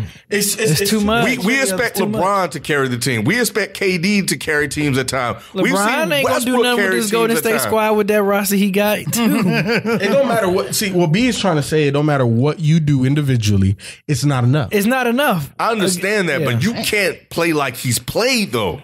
But you know what though? Look, this is the first time he got to the second round. Yeah. He still has not experienced. More passes. But he didn't make the playoffs. The other Yankees won. Yeah, Yankees beat the Red Sox. Look, Ken, we on fire. He needs to start producing, and I'm with you. All I'm saying is, he was hurt. If we're going to use it for Drew Holiday, you got to use it for AD. AD has battled injuries in his first couple seasons. AD has not made the playoffs. Remember, it was questioning him. Is he injured? Exactly. And when he made the playoffs, this man was getting swept in the first round. This is the first time that he's had any type of playoff success. So all I'm saying is that regardless of the talent level, you still have to take lumps in the playoffs. Even the greatest, in my opinion, LeBron needed to get his ass whipped by Boston a couple of times before he could do 45, 15, and 4. So Lillard, is he on the championship or bust list? You know what? After this series against the Pelicans, man, he might go down as a great that don't get a ring. Oh, that's gonna happen. Oh yeah, I don't think he's going to get a ring. Still got time. He's not going to. Maybe not in a certain. What about if he goes someplace else though? But no, he's too loyal to Portland. He's like old school. Like I want to stay with the team that drafted me. Not with this draft class that just came in. And it's whatever's coming behind it that ref talking about. Because here's the thing, like I think that obviously Golden State is going to be Golden State for until they can keep everybody, right? Because one of those guys is going to have to go. When it's time to get paid up, they can't pay everybody. Yeah, they can't pay everybody. I think KD already won his money. Exactly. Oh, yeah. So KD is probably going to be like a mercenary. He's probably going to go 2 years every place that he goes to. I don't know if he's going to lay roots down the next place he goes, but I don't see him in Golden State for a long haul. In terms of Dame, I just think that there's too much other talent, right, that's better than him, that's going to be too hard for him to overcome. And if Portland can't get that wing guy like a Paul George, they're definitely not winning. What they need. That's what they need. They need like a Paul George. They need a Paul George. If they had like someone like a Paul George, it's a whole different squad. It's a whole different ball game. Because what they did to Dame and CJ, you can't do that with Paul George on the squad. No. You just gonna let Paul George score? Oh, Paul George will beat you. And they just kept coming at waves. Which Paul George? Fourth quarter Paul George in the closeout game. All I'm saying is, look, playoff P. Look. All I'm saying is he had 3 good games, and I always say an all-star. And disappeared. That's what's required. And disappeared when they needed him the most. But if we talk about Dame, where was Dame? Where was Dame in the sweep? They hit Dame with like remember the old Jordan rules? Oh yeah, and they had this man all confused. And Draymond called it a gimmick defense. Well, I mean, it was all predicated on the fact that nobody else was stepping up. Exactly, and I think that the biggest thing in that series was the fact that Terry Stotts, I think he has to take some of that onus as well, because if they're going to pretty much play like a box and one on your main guy, then you need to run Dame Lillard and have more catch and shoot opportunities for him and more stuff off of ball motion versus the pick and roll, because Dame eats off of pick and roll. Dame eats off of handling the rock and creating for himself and others. But if they're taking that away, as a coach, you got to figure out how to get him involved, mainly because, they kind of let CJ kind of do at times what he wanted to do, and he took advantages at times, because CJ had dominant stretches, but he didn't have a dominant game. No. You know what I'm saying? And that's why you need a Dame Lillard. And Terry Stotts, I think he needed to do better than what he did to try to get his main guy shots. But at the end of the day, to answer the question, digressing all the way back, I just think it's too much talent coming into the NBA that's going to be better than Dame that I don't think he'll be able to overcome. I'm going to toss out some more names. Okay. Giannis. Too early? How many years? No, you know what? No, Giannis needs to take that next step. Yeah. I think he's developed his game enough to be a force in the NBA, but kind of like Kobe said, you got to be MVP. And to be MVP, you got to finish top 3. In your conference. In your conference. You and you got to, unless you average triple-double like Russ. Right? It is what it is. But he has to be top 3 in his conference, and he has to be the guy. Like, at times, it just seems like he fades, and I think that that's a mentality thing. I think he's not confident in his jump shot. I don't think that he has secondary moves. You know what I'm saying? I think he's a downhill type player, right? Because I think he's best in the open court, but in the half court, you have to have a jump shot, even if it's mid range. You know what I'm saying? But you have to have a consistent jump shot that you can get to, because Tony Parker did not elevate his game until he got the mid range. Because the man had floaters and inner paint moves all day, but when he got the mid range is when he became unstoppable, and that's where Giannis needs to get to. He needs a consistent jumper. So I think he should be competing for championships, but I don't see it. I think he's going to be another great that doesn't win. John Wall. No. Because he needs a squad. He's a true point guard, and true point guards need 4 other guys. Do we have championship expectations for him with his talent? No. Damn. No. Karl Anthony Towns. Yes. Okay. No, yes, because he should be the anchor of an offense and a defense. He's only getting better. He already has a jump shot. He already has post moves. He has so much that it's only going to get better. So yes, because he's already a dominant. I expected a little bit more from him in the playoffs. I did too, but it's his first one, so I give him the pass. Oh, that's right. It is his first. It's his first run, and then again, I want to blame a little bit of that on Thibodeau as well, because I don't remember if it was. I want to say it was the first game when Houston was switching everything, and they had little guards. They had little guards on them. And Jeff T took it upon himself to try to take Clint Capella one-on-one. I think as a pure point guard, when you're on the court and you see that, hey, go down there. I got you all day. Right. And I think that, Thibodeau calling Cat out after the game versus during the game, hey, y'all, what the hell y'all doing? Like, you got to call out Cat and the squad. Hey, what y'all doing? You got a mouse in the house. Go get him the rock. Feed the big man. You know what I'm saying? Until they stop it. Until they figure out a different defensive scheme. But yes, Ken, to answer the question, Cat has championship aspirations. Luke Kennard. Hell no. What the hell? Man, get Ken the hell out of here, man. Farewell, Stan Van Gundy. Hell yeah. Farewell. Stan Van Gundy. Thank you for making horrible draft decisions and Stanley, hey, man, at least y'all got a coach. We don't even have a coach. Oh no, we don't have a y'all. No, you need a GM and a coach because that's who he was. He was a GM and the coach. But B, Stanley Johnson has underperformed. No, I feel you. No, we're talking about Stan Van Gundy. That was my lob. I was really going to be Blake Griffin, but terrible trades. Like, that's not a good one. I'm telling you, I don't think it's a. I think it's more desperate, than good. Do we have championship expectations for him? For Blake Griffin? Blake. Hell no. I think he did once upon a time. That's he had once upon a time. So that's gone. All right, Stan Van Gundy has him or had him. He's out. Luke Kennard over Donovan Mitchell. All right, B, your man's is gone, man. This is what did you think about the news when it popped? I actually thought he was going to just finish out his last, his fifth year because this upcoming year was his fifth year of his contract. So I thought he was just going to finish it out, and then they was going to probably tell him to go ahead. But when I saw that he was gone, I was like, okay. So now I'm thinking of like coaches or who we can get. I don't know if they thinking about. I think I was talking to my dad. They was talking about they was looking at possibly at Isaiah as a GM. Thomas? Isaiah Thomas. I'm like, I know the city will welcome him with open arms. Of course, just like they did Joe D. Right. So they was looking at Isaiah, and the coaches was Mark Jackson, Mike Brown, Frank Vogel. What's the man from Atlanta? That's why I was shaking my head. Yeah, what's my man from Atlanta? Budenholzer. Yeah, Budenholzer, and I think that was it. I think that's the five. I like Budenholzer. Yeah. Budenholzer, Mike Brown. Mike Brown need to kick rocks. Frank Vogel. I'll never hire Mike that Brown guy. still holding Frank Vogel. I wouldn't hire Frank Vogel. Mark Jackson. At least not for that.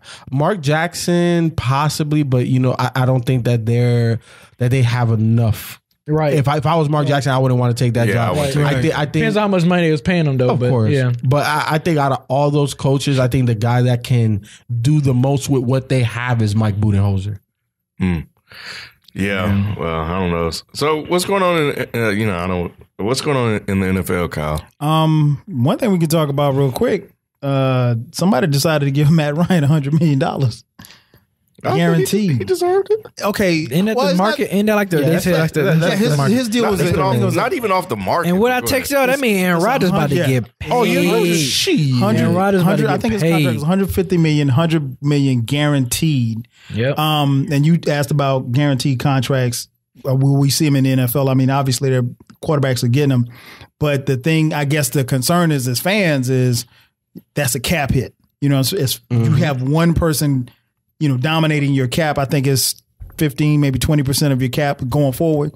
I guess the concern is that will you be able to bring in other players? Because if you think about it, even just look at a team like the Falcons, Julio's up in 2 years. But that's why they dropped Calvin. He scrubbed his Twitter. So Julio out of there. He probably is. But see, but I think in the NFL, I think it's particularly interesting that you can stay good.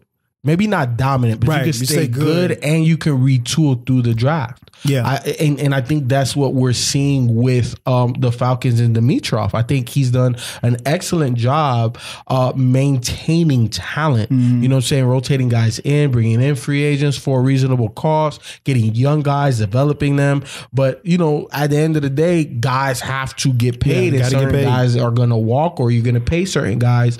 But it is what it is. It's what the market is for a winning quarterback. And you blame Kirk Cousins. Kirk Cousins got $90 million guaranteed. So Ryan got that. Like you say, Aaron Rodgers is up.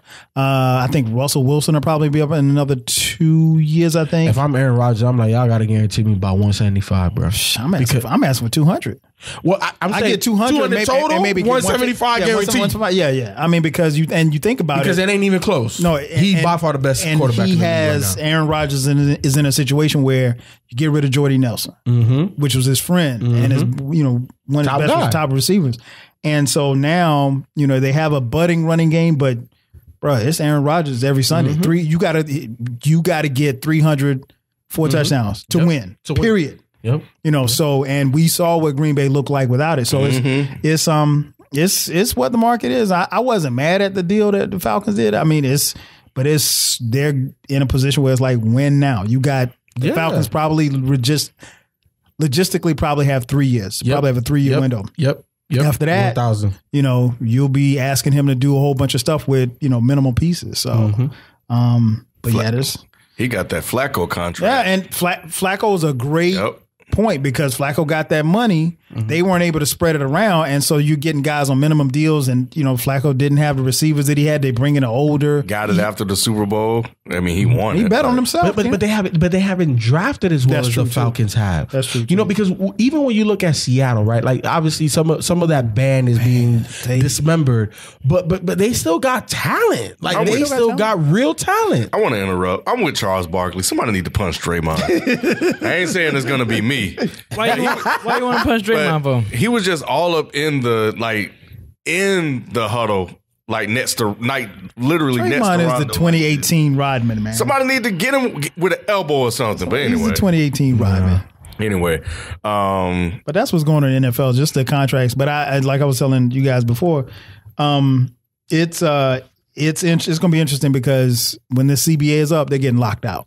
So you know what, Kyle, you haven't been here because you the old new nigga. Oh yeah, but how did you feel about the Giants taking Saquon? I loved it. I love the move because I think the Giants basically are saying, look, we still believe it because you really don't know what you still have or what Eli still has because all of his receivers got hurt last year. So if you can get a healthy Beckham, you got your running because the Giants didn't have a running game last year. So they basically said, well, look, we're going to need Eli to throw for 300 yards. He couldn't because and offensive line was shitty. So I think and they were already good on the defensive side of the ball. But I think Barkley does what he does, and what they're hoping is that he does what, you know, Terrell Davis did for John Elway late in his career. You know, I think it'll carry them to Super Bowls. Oh yeah, I didn't think about it that way. I think it helps because now you're not asking Eli to do but so much because you got a solid running. Because you got a solid running game. But so I feel like your perspective is head coach versus GM. See, because I don't know, I feel like in the best interest of the Giants, right? Because we're talking, you know, trying to create a dynasty, trying to have sustained success, right? And under Eli Manning's tenure, they've had sustained success, but I just think that he doesn't have it anymore. So I don't know. I think that high in the draft, personally, I would have taken a quarterback. Were you sold on any of these quarterbacks that came out? I can't remember. I remember listening to podcasts. I can't remember what your take on was. Not 100% on any one person, but I definitely think Rosen and Allen. You know what I'm saying? Sam Darnold I thought was a safe pick. Right. Baker Mayfield has talent. You know what I'm saying? So I think that there were guys, and I think that I would have traded OBJ. Okay. Like when the Rams were asking me. I heard you say that. You know what I'm saying? I cussed you out too with sitting in my car. And look, and it's not because the man don't got. I think he's a megastar. I think you know, since Randy Moss, we haven't seen somebody electrify at that position the same way. You know what I'm saying? I think you could put what's this? Antonio Brown. Yeah, Antonio Brown there, but he wasn't day one. Right. Right. As soon as Randy hit the field, you was like, who the hell is this guy? Right. Just like OBJ. Now I'm not, again, nothing taken away from Antonio Brown, but just flash in the pan, you watch and you know. Right. I haven't seen it since. So for me, if I was the Giants, I would have traded. I would have got a whole bunch of draft picks and I would have rebuilt the squad. I would have let Eli go. I would have let him walk. Draft my young guy, draft a whole bunch of old linemen, and just start from scratch. You know, I think that's the approach that I would have taken because my perspective is typically GM. I'm looking 5-10 years down. That's the GM. line. That's GM. And you know what? And I don't think that's a bad idea. I think I actually understand where you're coming from. I think the thing is that they really feel like that Eli still has something left on the tread. And I don't believe it. And that's the only because if Eli still had it, I'm like, yo, yeah, take Saquon, you keep OBJ. But I don't believe in Eli no more. Oh, no question. And you know what makes it even worse is that they saw a Philadelphia team literally come out of nowhere and win the title last year. And then you got Dallas, You know, Dez is gone, Witten's gone, but they still it's a new look. Yes, it's a new look. Dallas Skins. They are who they are. Yeah, they are who they are. But really, we all football fans. We know you got to get in the playoffs. So if you can get 10 wins will probably get you in. If you can get 10 wins, once you get in the tournament, that's all that you need to do. And give Sunday. So it's like the Giants still believe in Eli. I get it. I hope that he still has something left on the tires. But I think their thing was that, hey, he's not. We don't know what he had because last year everybody was hurt. I mean, like we've never seen 4 top receivers on a squad go down. Yeah, no, that's unprecedented. So, I've never seen that. But I like the pick, man. Barkley's. I think he's going to be a great running back. The position is so devalued at this point. Yeah, but you need a good running back. Yeah, you need or a tandem. Yeah. Words right on my or two.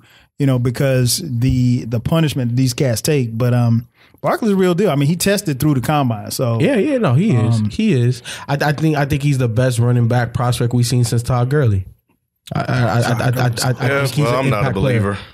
You're not a believer in not a believer, man. Nah. Think he's gonna be a bust? I think he'll be average. He'll be okay. Is it because of the team he's getting drafted by? It's because he didn't perform against NFL like talent. Ohio State shut it down. Talking about Penn State. Okay. This is my problem with collegiate sports. And I know football's different. Right. So I really can't get it off my chest the way I want to.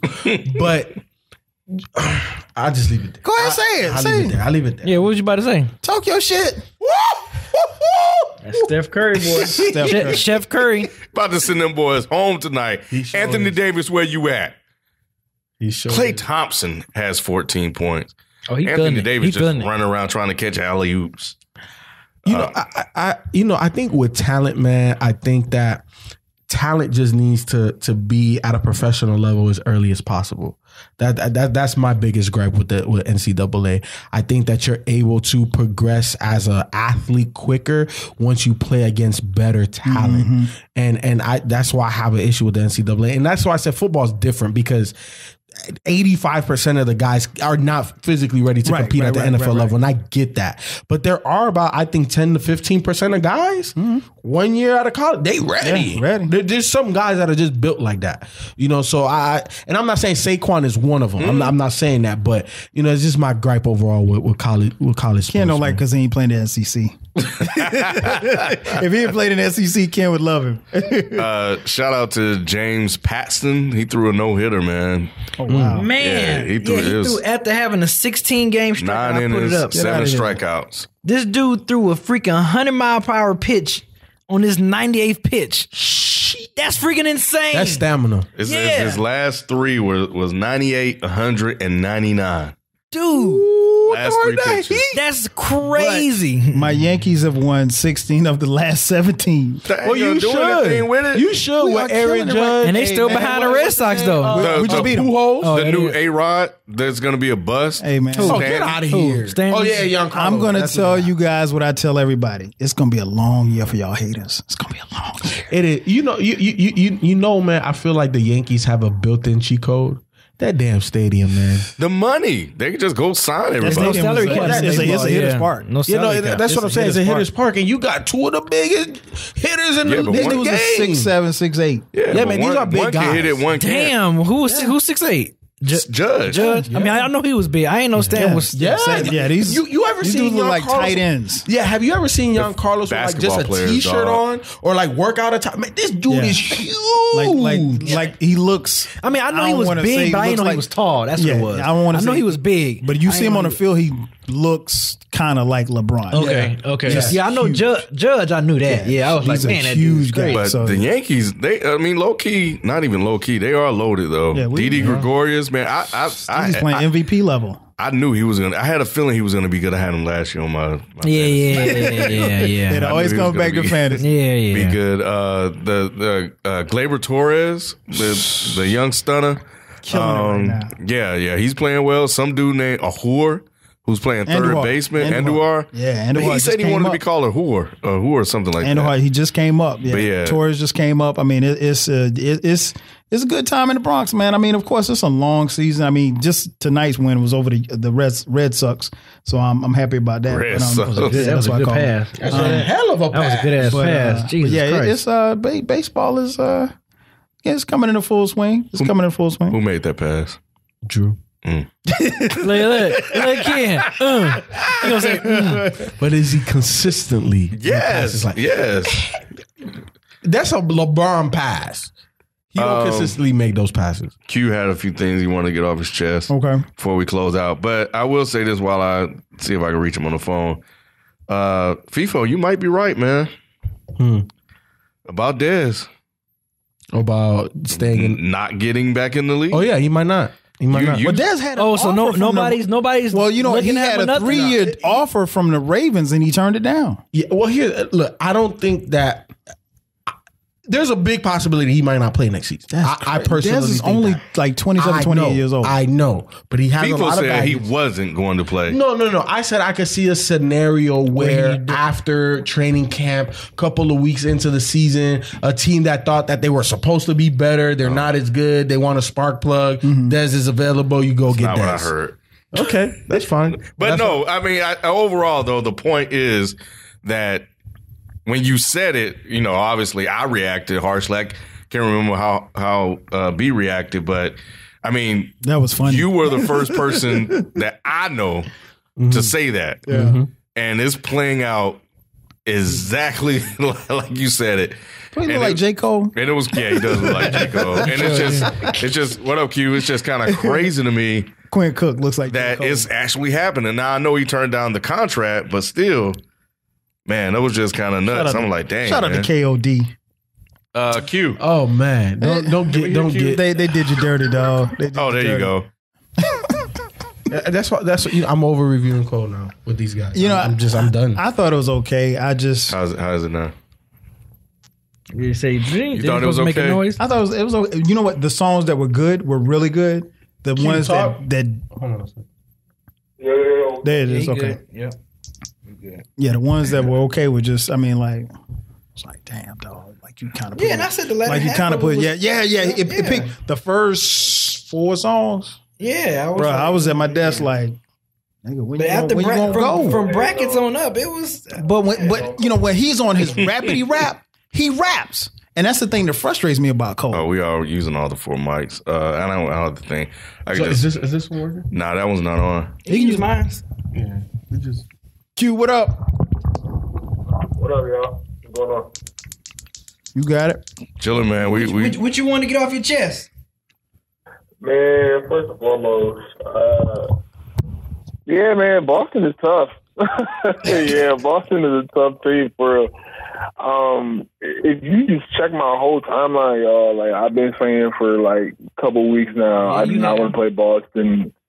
I do not want to play Boston. That was like my number one thing I was preaching, just because they're an insanely long team that just closes off those passing lanes, and Brad Stevens is top 2 coach in the NBA.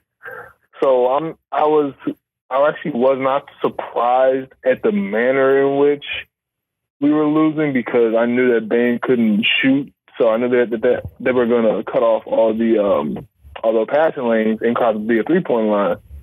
But I still felt like Ben should have been able to exploit some of the mismatches, like taking Shane Larkin off the dribble, taking Tatum into the paint, going to the weight room. Those type of things I thought should have happened.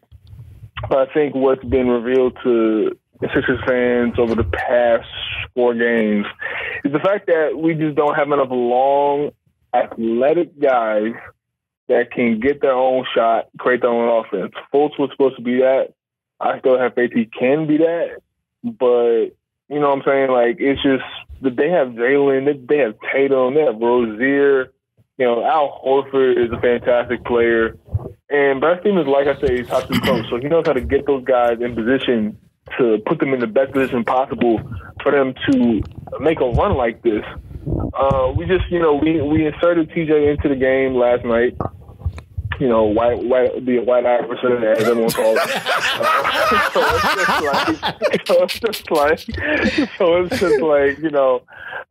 It's funny every time he scores, they play that song, so that's why they do it for some reason. But TJ, man, he be strapping up for real. He plays defense, man. He really does, and he just a little spark off the bench for us. He's like our Deli, like kind of. If like that makes any type, if that makes any kind of sense. Like he's just scrappy.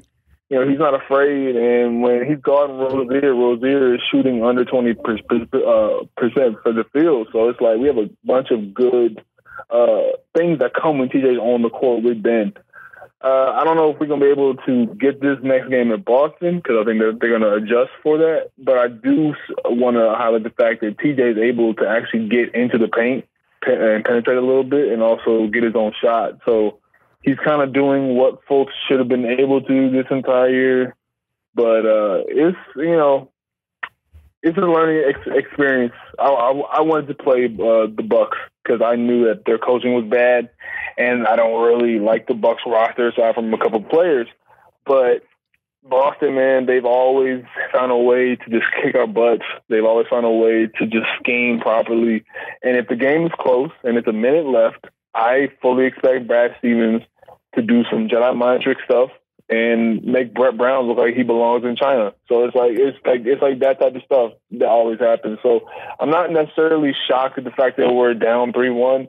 I will say that I'm extremely disappointed in the fact some of the coaching decisions that Brett Brown did. But I think that this is learning, and I think that this is going to be one of the many lumps that come with trying to become a team that is building this type of dynasty. Because, even Golden State lost San Antonio that year that Curry broke out. They beat Denver the first year, and everyone said, oh, man, they have a real good chance because they can shoot. Then San Antonio, the more experienced team, the team that people thought was once again too old, Tim Duncan was too old, they ended up beating that Golden State team, and I think it was 6 or 7 games. And people were like, oh, wow, Golden State lost.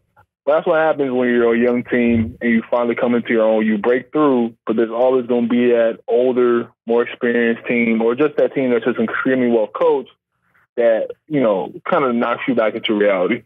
Excuses. They should play. He should definitely play Fultz more just to at least have some type of athletic advantage. Yeah, so I'm Fultz don't look all the way ready though to me, man. When I see him in the playoffs, he doesn't because I think the rotations get shorter in the playoffs. Yeah, and the thing is, Ken, is like, what is he really bringing that's different? Because he wants to bounce, but he wants to attack the same way that their other good players. Wait, well, the good player like who? Name me one, because Ben Simmons ain't attacking like Fultz would. No, and it's been different.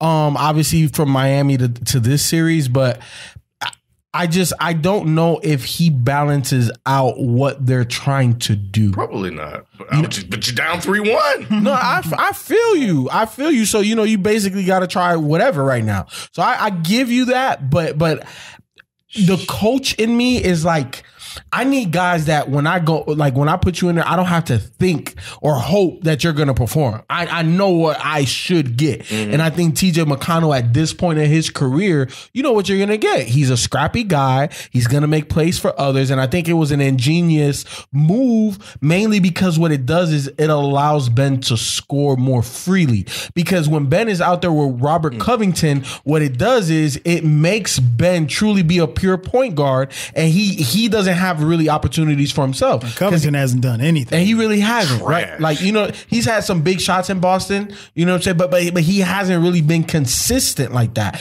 So when you bring in TJ McConnell, it takes away some of the point guard duties for Ben. Ben can now cut. Ben can play off the rock. He could be aggressive in different ways versus just trying to set everybody up. So again, I like what he brings. And I think in the future, that will be Fultz's position. It'll be Fultz's job to alleviate Ben Simmons of all of the playmaking abilities and allowing Ben to score off the ball. You know what I'm saying? And still allowing Ben to be Ben, So, but that's in the future. This version of Markelle Fultz ain't that guy right now. No, he isn't. And, I'm actually glad you said that because I would have hated to close out the show without bringing something that Chris Broussard mentioned that I heard today. But for those of you that are still listening that have made it this far, I never got to my point about Toronto and Houston and culture change. Daryl Morey basically putting the pressure on the Rockets to beat Golden State and challenging them. And now we're seeing that manifest into a conference finals appearance. Can they do it? We don't know because the Warriors are their LeBron. So we'll see. But, it's kind of like what you said, that the organization basically came out in public and said that. So it's challenging them to step up to the plate. And Chris Paul made his first conference final. So congratulations from him. Nobody can say anymore that he's never made it past the second round. He's never made it past the second round, which I want to have the discussion with y'all next week about that and what that exactly means. But what I want to, let's get back to Philly so we can close this thing out. Chris Broussard said that he heard that he thinks that, hold on, but this is interesting though. Now I don't care about the whole Philly to LeBron thing, but this really caught my ear because it finally gave me a reason why it could work and how it could work. So basically, our concern is that they're both ball dominant, right? Mm-hmm. Chris Broussard said that he heard from his people or people associated with LeBron that LeBron basically wanted to kind of do what CP3 did this year. He wants to play more off the ball. And that would allow Ben Simmons, of course, obviously to do what he does. And LeBron gets to basically alleviate some of that pressure that he has of always having to generate offense and all this other good stuff. So before, it didn't make sense. But now that he's put that out there and that LeBron will want to play off ball, like, I don't know what that would look like because we've never seen it. But that is interesting that he would be willing to change up his game to do that.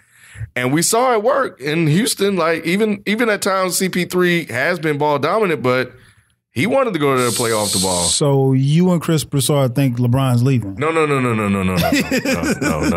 I'm asking. Chris Broussard okay. thinks that this playoffs and Philly losing like this is creating a path for LeBron to go to Philly, coupled with his desire to play off the ball more. I could see that, but I could and I mean we're way early in the process, but I could see LeBron coming back to Cleveland for one more year. Just a 1 year deal. Nah. Okay. But I think there's caveats to that. I think there's caveats. I mean, let's say just if they get to the finals and they go 5-6 games and lose, I could see LeBron coming back. Okay. So the caveats are, do they make it to the finals? First and foremost, they have to make it. I think they'll make it to the finals. We'll see. They still got. Me and B said at the preview that they were going to make. I think you picked Boston. No, I can't remember who you picked.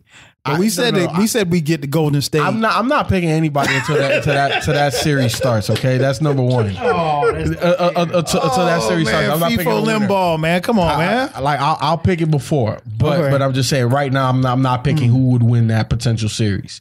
But I think that if Cleveland gets decimated in the finals, LeBron not coming back. I think that's guaranteed. Okay. He gets swept, or even if it's 5 games, but he get blown out by 30, 40, like 2 out of 3 out of them 4, 5 times. Right. He's not coming back. Okay. And obviously, if they don't even make the finals, he's not coming back. But I think that if he can give Golden State or Houston, I think they can beat Houston. I agree with that. Then they can beat Houston. But if they play Golden State and look, I can see LeBron jumping ship again. And I think that this time it's different. What else does he owe Cleveland? He promised them. He promised them a ring, and they got it. And he got them the most unique championship ever in NBA history. Coming down 3-1 against a 73-9 team. To me, that championship alone leapfrogs LeBron a lot, to me, in my opinion.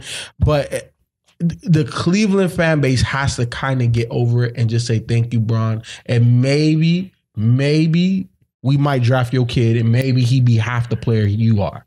You know what I'm saying? Where he's gonna go though? So it's Philly and Rockets is only pretty much. So what do you think about what Chris Broussard put out there? Well, I heard what Chris Broussard said. I like the idea in theory, but I think it's difficult. And I think we've kind of talked about this before because at the end of the day, LeBron at his best is being the pseudo point guard. But that's because that's what he's always had to do. Let's think about the reasons why. I know the organizational shortcomings. I always so that's why we highlight think that's why we think is all that's his best. We haven't seen him do anything else. Go ahead, Q. I feel like it's different, man. I feel like it's a different type of conversation. What Chris Broussard is saying is different from what actually would happen in reality. Ben Simmons, the whole point for us, I'm going to show y'all what I'm talking about. In terms of drafting Fultz was supposed to be the guy who could get his own shot and penetrate, because Ben Simmons was going to be like more of like a LeBron type point guard, point forward type that was going to push in transition. And in the half court, Fultz was going to be the guy to run the offense. I think with a LeBron and Ben Simmons and a Fultz combination, if he can come back, I don't actually anticipate a lot of problems with that, because I think Fultz can honestly play off ball. And I think that LeBron could actually play the Fultz position of being the guy in the half court that runs the offense, while Ben is the guy who pushes in transition and tries to find a LeBron type. So I don't think it would be necessarily hard to figure it out, because LeBron don't figure it out. He's played with D-Wade, you know what I'm saying? D-Wade for that Miami team in 2006, he was the guy that pushed in transition a lot. But I think it makes sense for LeBron to want to go somewhere and extend his career, because the older that you get, man, the more mileage that you put on your legs, you want to be able to kind of take a load off and have another guy that can kind of execute while you just, cut, you know what I'm saying, and find easy layups or just get easier shots. Have a guy that can dish to you. I think Ben Simmons is that guy. If he wants to go somewhere with like Alonzo Ball, him and Paul George or whatever, I understand that move too. But I think a lot of things hinge on what happens if they can get to that finals. If they go 7 games against Golden State, I think LeBron will sit down with front office and say, if you can swing something that actually will get me like a third option, like a true third option, or like a good second option, if because with Kevin Love, as much as he's been playing great against the Raptors, it's the Raptors. So you know what I'm saying. If we can sit down and get something like a Boogie or a Paul George or a Kawhi, we can trade this pick or whatever. Let me know, because then I'll stay. But if you can't get something, I'm gonna just go with like the younger team. That's really what I think his two options are at this point. Yeah, you know what, Q? I think the best person that I heard kind of play out through words the best scenario about LeBron going to Philly was Jim Jackson, when he said that he believes when you have two very unselfish players like LeBron and Ben Simmons, it's going to work.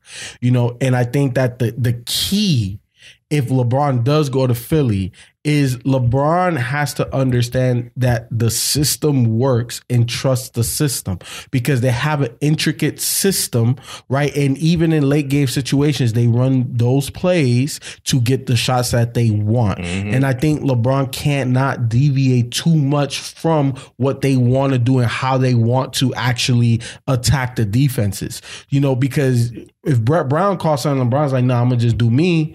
I don't think that works with what Philly has going on right now. So I think LeBron needs to be able to kind of fall in line and understand what his role would be. I think his role playing with a Ben Simmons would be more of a finisher. I think LeBron has to assume the responsibility of scorer more, because you don't have to facilitate as much. Because Ben and remember when we watch prime D-Wade with prime Bron. Right. These guys were throwing freaking, touchdown passes out there on the basketball court. Easy. And then we talk about multiple games. D-Wade was just throwing stuff up. Like, where is he throwing that? Oh, here comes Bron. Boom. You know what I'm saying? Like it was like Iron Man and Hulk out there.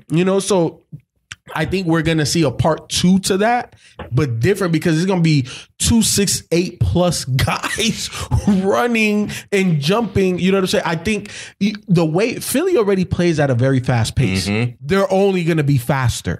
And if they can retain the shooting services of an Ilyasova, of a Bellinelli, of a JJ Redick, Golden State, it might be your time. It just, I don't know how you beat that with, we didn't even talk Embiid. You know what I'm saying? So you talking about Embiid, LeBron, rim Ben. protection too. And then Fultz. dude, that rim protection makes for LeBron to be. He doesn't have to go as hard on defense because LeBron doesn't have a true like elite rim protector in Cleveland right now. So it's like think about all those chase down blocks that he won't even need to get. You know what I'm saying? Think about all the times that if he gets beat by his guy, the older he gets, he got a guy that can clean it up. That's 24 years old, only getting better. And Ben Simmons is already great on defense if you check the numbers. So it's like these two guys are only going to get better. So it really might be the way for LeBron to go if he wants his life to get easier as he gets older. And that might really just make him into that guy who just turns into that closer type. Basically just like a mercenary where it's like, all right, I'm going to go to Philly and get this ring for like 2 years in a row. And then that's it. You know, I might go somewhere else, but I'm not mad at that. I think LeBron, it's his decision, but ultimately it will come down to those finals results. Well, I'm gonna need Embiid to stop falling down all the damn time.